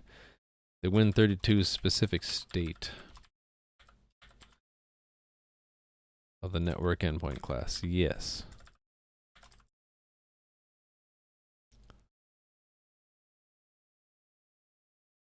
Okay, what does it not? Oh, how'd that B get in there? Get out of there, B. Wonder how long I should stream tonight. It's already past midnight. Maybe what I'll do, I'll set the end goal to be finishing this network endpoint class, and then I'll resume tomorrow during the day. Like, I don't know, 12 hours from now on network connection. Okay, so that's just fixing that to be that.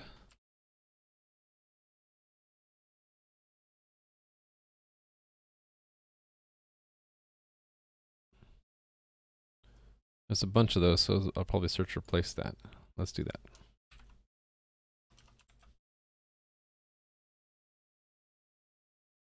So I don't know what exactly my schedule is going to be like, but what seemed the most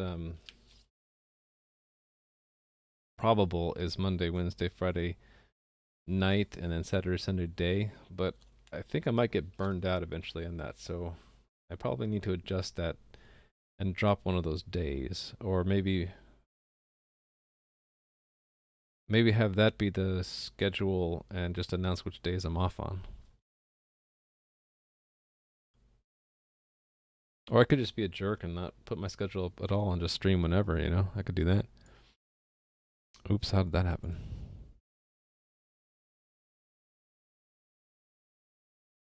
Okay, probably my search for replace caught that.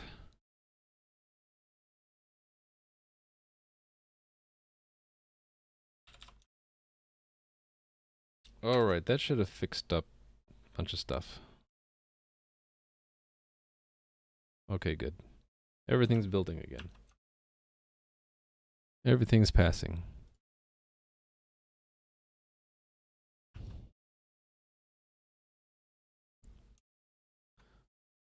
Okay, let's check that in. That's proper separation of... Oops, I don't want to check in from there. From here. This is proper separation of the info platform types.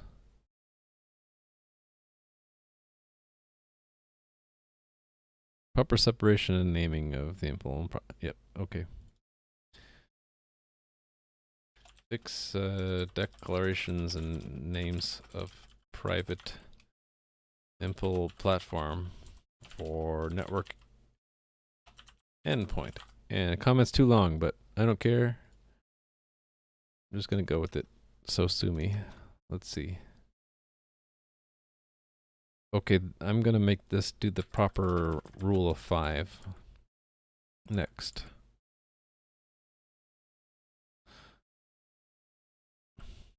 Here's a good place. Life cycle management.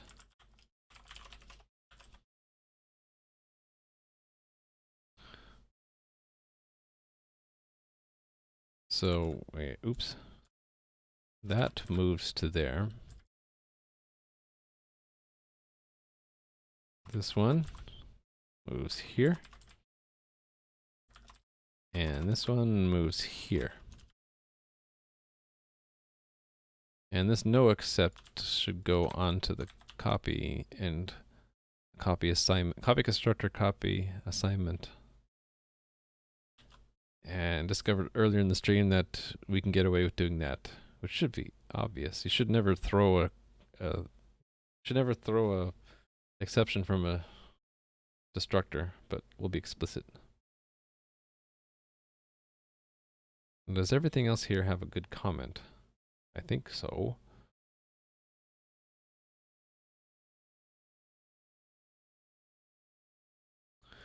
Good. So let's check the declaration order, or the definition order. Definition order needs to be a little bit different, and that can be defaulted. I don't actually need to do that either. I can default that because that's what the default behavior is. And same with this one. So there, I've cleaned that up a bit. Yeah, see how these are just forwarding on to the implementation. The implementation being different for each OS. Actually, if the implementation is different for each OS, yeah, okay. I was just wondering why didn't I put these in the platform, because the actual contents of platform aren't known until you get to the implementation class. That's the whole point of the platform class. Endpoint platform class is here. Oh, we didn't look at this yet. The cross-platform implementation thing is missing some documentation. But first, I'm going to check in, clean up life cycle management methods of network endpoint.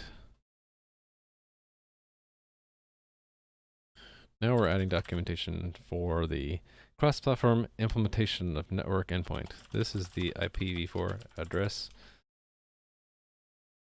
of the network interface bound by this endpoint.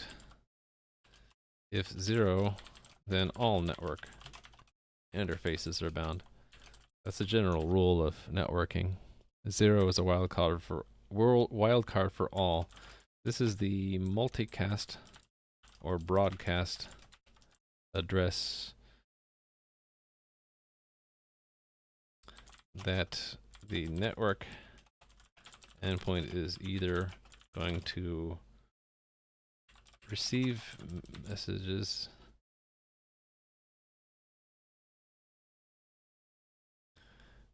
I'm just trying to think of a better way to word this.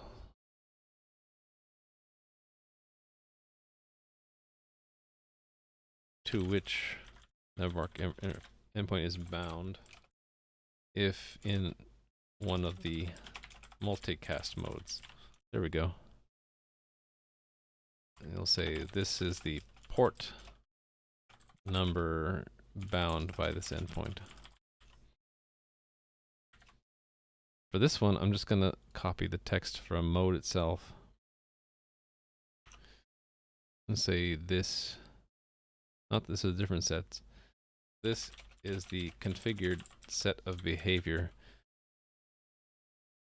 for the network endpoint. That's vague. Maybe I won't say that.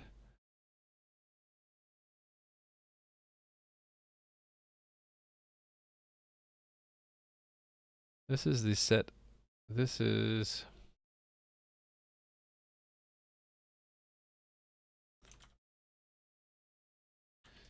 configured for the network endpoint. There we go.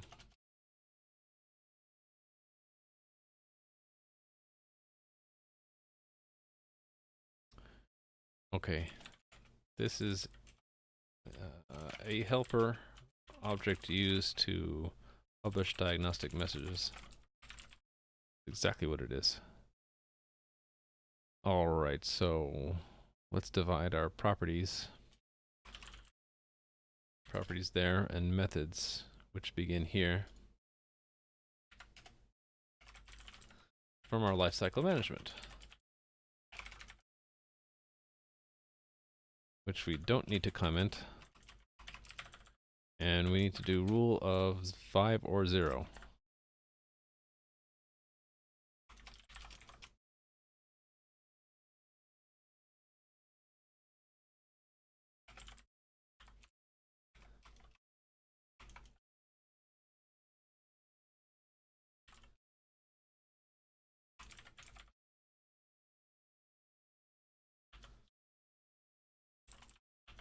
There we go. Okay. Here I can do a little bit of copying from the outer.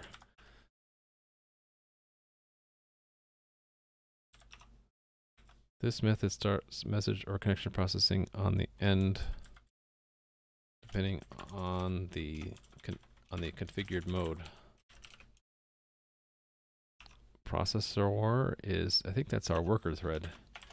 This is the body, or this is the main function called for the worker thread of the object.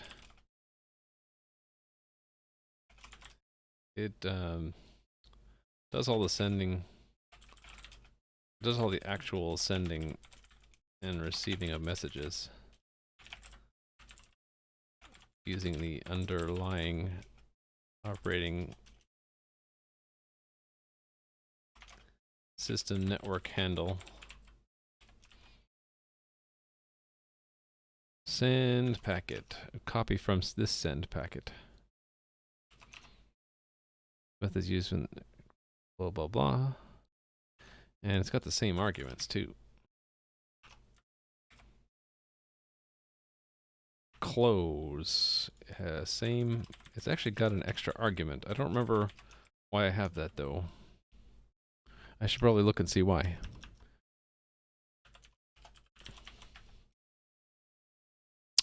Okay. I believe that's for if you close if you close before you even started the processor thread.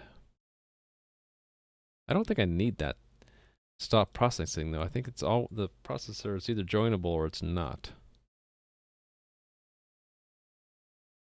Because all these closes are happening before we even start the processor, right? Oh, if it's called from inside the processor thread, we also don't want to stop it. That's correct.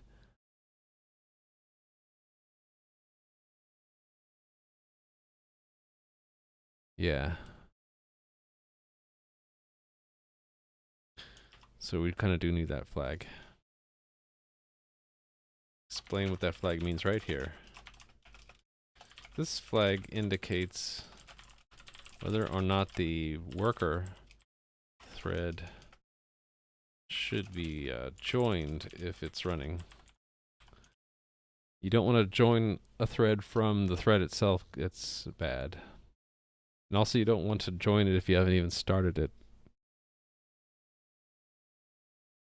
We do have that joinable check, but this is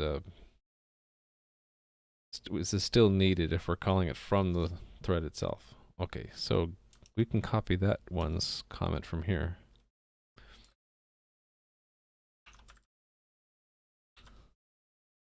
Now that has all of the comments, so we'll move on to this one, which still doesn't have comments.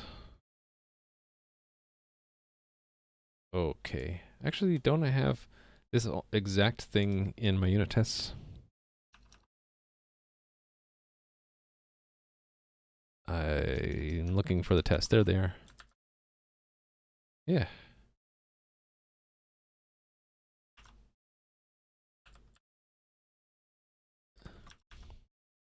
Although it's used for both sending and receiving, correct? No, it's actually used for sending. This is used to hold all the information about a datagram to be sent.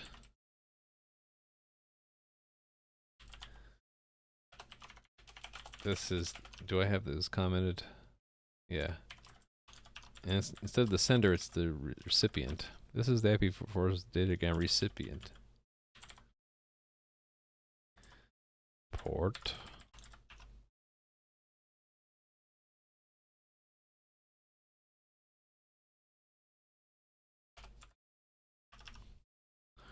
Port number of the datagram recipient.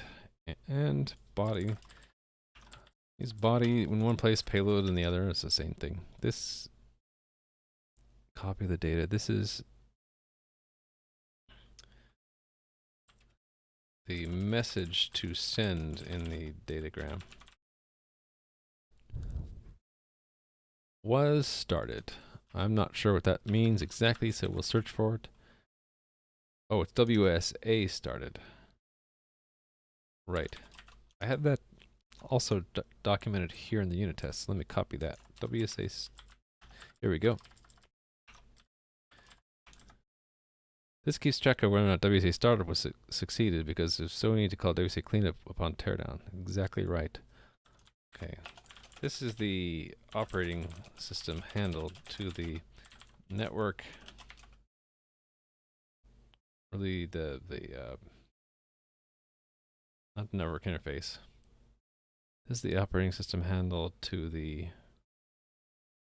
well, it's to either the, well, it's really to the port, network port bound by this object, right? It's either server port or client port.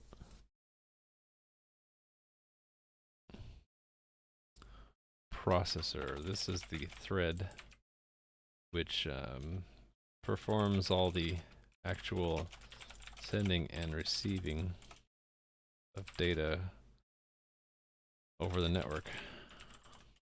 Network. Socket event. Let's see what that is. I don't remember what that meant.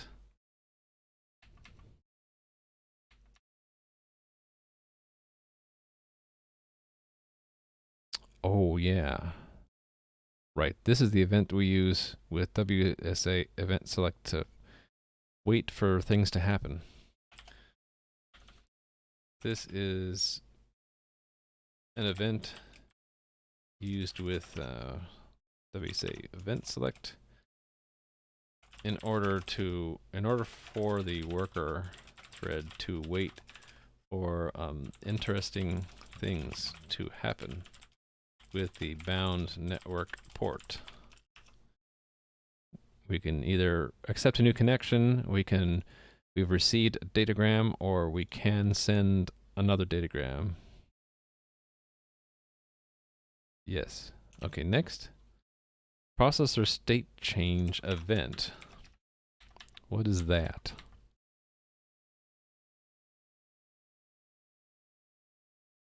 Okay, really it's if we have put something into the output queue or we want it to stop. Those are the two things. This is an event used to wake up the worker thread if a new message to send has been placed in the output queue, or if we want the worker thread to stop.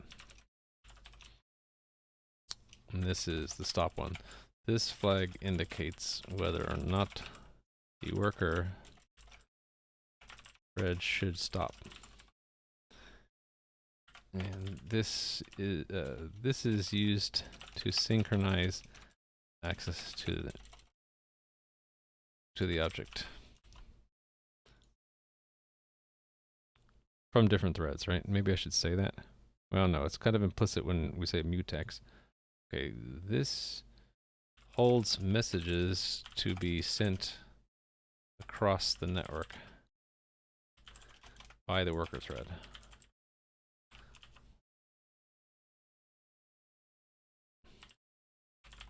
Temporarily holds messages to be sent. It is filled by, it's really filled by one method, right? Send packet.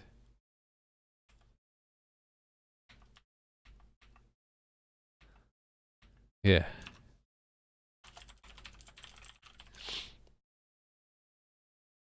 All right, I think we're, oh, there's a comment I have not updated. I missed one. Okay, but that might be it for the missing documentation. Build to make sure I didn't break anything, and meanwhile I will set up to check that in.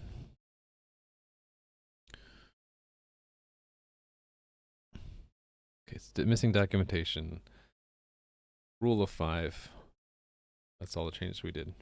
Add. And apply rule of 0 or 5.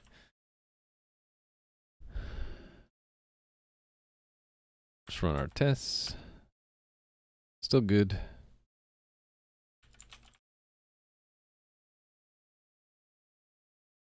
So we're getting pretty far. I think let's do one more pass of this class. We'll start on the outside. So public API. Just looking for things I could clean up.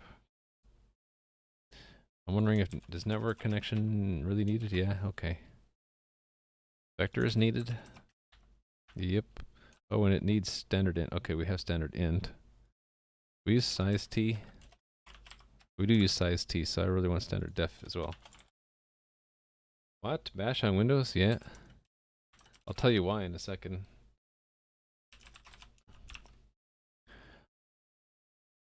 I use bash when I use git because git is what? A Unixy tool? So I found that the MinGW build of git for Windows, you know, it's bundled with bash. It works really well and has the minimum number of problems as opposed to using like git on Cygwin. So I'm really into using bash for git. But anything else like running my unit tests and such, I'll use. It looks like bash, but it's not. I think it's just this. What do I use? ConEMU to hold different consoles. It's how it likes to show the prompt, but it's really the Windows command prompt, not bash. Okay. Okay, that looks good. Next is the internal header file. Oh, and I wanted to move that. I had put that in the wrong directory. Yeah, that doesn't belong in the public API. That needs to be... How do I move that? Just drag it? That needs to go in the source folder.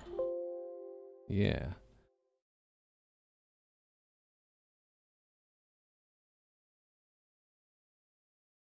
This include folder of public API should not have any impl files at all. That one I'll save for tomorrow.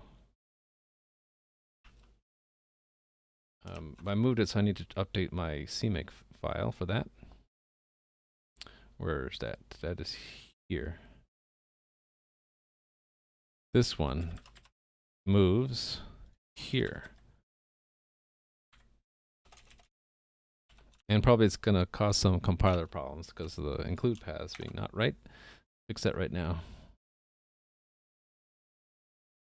Why do you have noise canceling when you have such a good mic? It cuts my voice sometimes. I could probably turn the noise gate off now. I have it on because I have kids in the background a lot during the day. Is it cutting out on my voice? Let me look and see. I can just turn off the noise gate right now. Oh, okay, noise gate off. Maybe I'll keep it off until someone tells me that they're hearing weird noises in the background.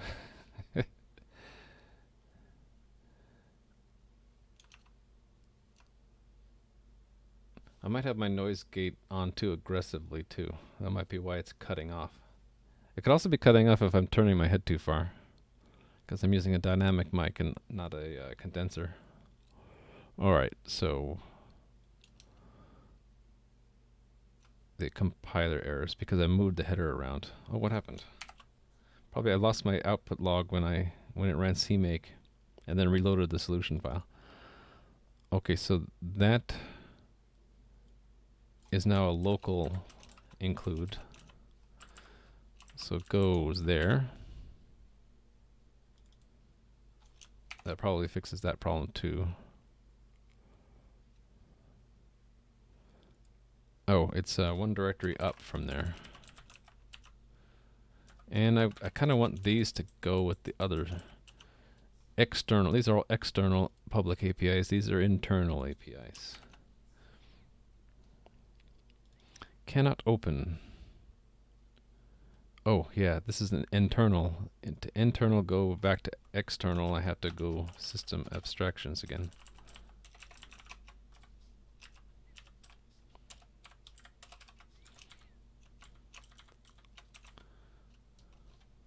Yep.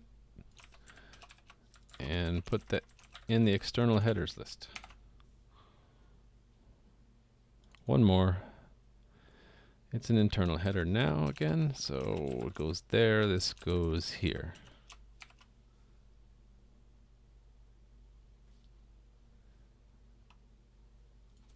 Okay.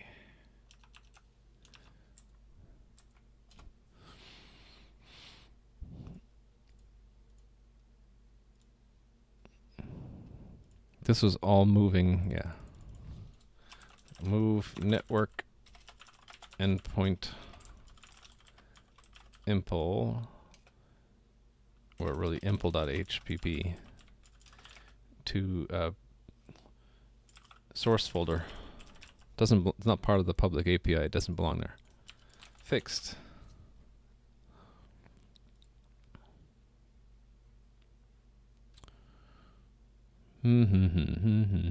Okay.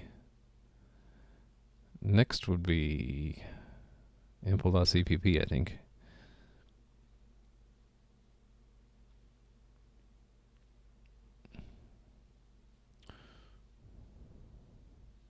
Oh, there's no impl.c, it's just cpp.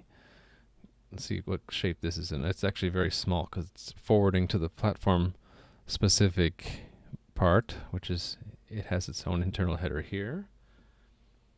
Question, are you using a remote reop as well? I'm not sure what you mean by reop.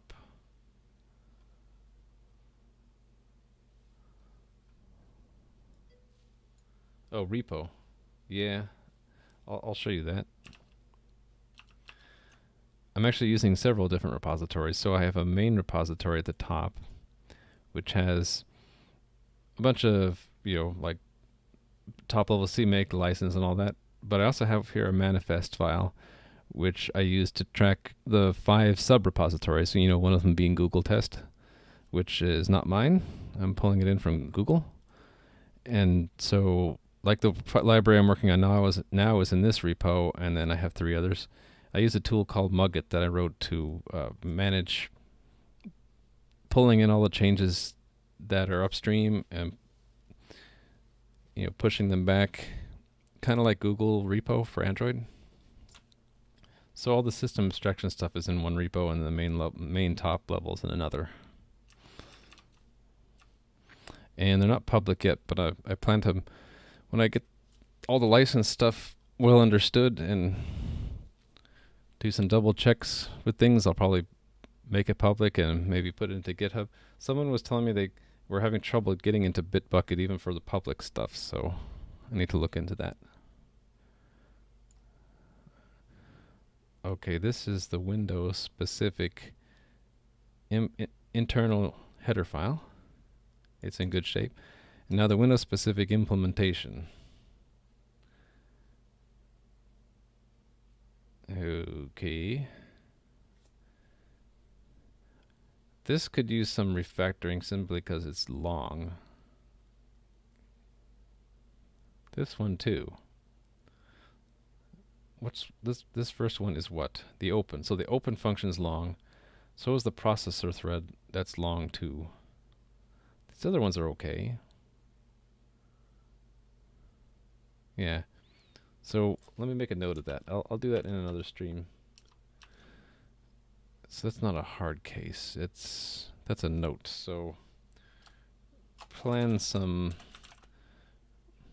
refactoring of network endpoint Win32 open and processor function methods. I just don't feel like doing them right now. Kind of trying to wrap up the stream because for me it's after midnight, but I'll continue tomorrow, probably like 11 hours from now. So just to wrap up this class and call it a night, just scanning through to make sure I didn't miss anything obvious that I can fix up right now. Okay, I think it's good. So let me check that in, and then I'll do a little bit of a recap about what we did, and then talk about what I'll be doing tomorrow. And let me show you the multi-repository thing. I do that to make sure I didn't fix or screw up anything overall. So to understand correctly, my refactoring a server tool I wrote some time ago, the piece called SystemAbstractions I wrote some time ago. So this repository, SystemAbstractions, it has a bunch of different utility classes that I need for my web server. These other components like URI, UTF-8, message headers, I wrote that all from scratch on stream in the last 15 streams. So if you look back at the VODs and any particular thing you might be interested in, they'll be there. Yeah, so this is probably the only thing I'm going to pull in that I wrote previously. Everything else is going to be written here on stream. Okay, yeah, so I was running that. I have one unchanged or uncommitted thing at the top, and that's just a license file. I still need to work on that. And yeah, so I'm just going to do a recap. So what I was working on today, the SystemAbstractions project, refactoring this legacy code. I got through, okay, I did these in a slightly different order. I got through these first 3, Diagnostics Context, StreamReporter, and NetworkEndpoint. What I'm saving tomorrow, I think, is this network connection, and then I'm pretty sure I can do these next 2 as well. These last 3, I'm really not sure how to write a worthwhile unit test for, because they're either very hard to observe or they're indeterminate. Like time, like how do you test that your time of day function works? I'd maybe have to find another function that also returns the same time of day, and then compare them and see that they're close enough. I don't know. I have to think about that. I might just pass on those for a while, so which means I'll probably get through these tomorrow, and then on Sunday I will actually be starting the real web server. That'd be an optimistic goal. So yeah, because we'll have all of the components we need to make it. So my plan would be to start working on a web server that's just serving static content, and then over the next month add dynamic content and WebSockets. Dynamic content meaning code that plugs into the web server to handle resources, subsets of resources that the server would serve. WebSockets for bidirectional communication between server and client in real time. And chat room is something that I thought of that would be a good demonstration of that. And then I'm thinking more and more that making a Twitch bot from scratch would be a fun use of this web stuff, and with the longer term goal of making my own website for my blog to ditch WordPress. So we're going to be getting to that real soon. Hope optimistically Sunday, if not that, then next week sometime. Because we're making steady progress refactoring this SystemAbstractions library that we're using as our base for all of our utilities. So yeah, if you're just coming in, I apologize. I'm wrapping up the stream. It's been about 3.5 hours. So I usually stream Monday, Wednesday, Friday at night for a few hours. And on the weekends, if nothing else is going on, it'll be during the day. So yeah, I'll probably be back tomorrow. And if you've been viewing, I hope this has been interesting and that you'll come back. And again, I apologize if you're coming in late, but hope you guys have a good morning, good evening, good day, and I will see you soon. Thank you.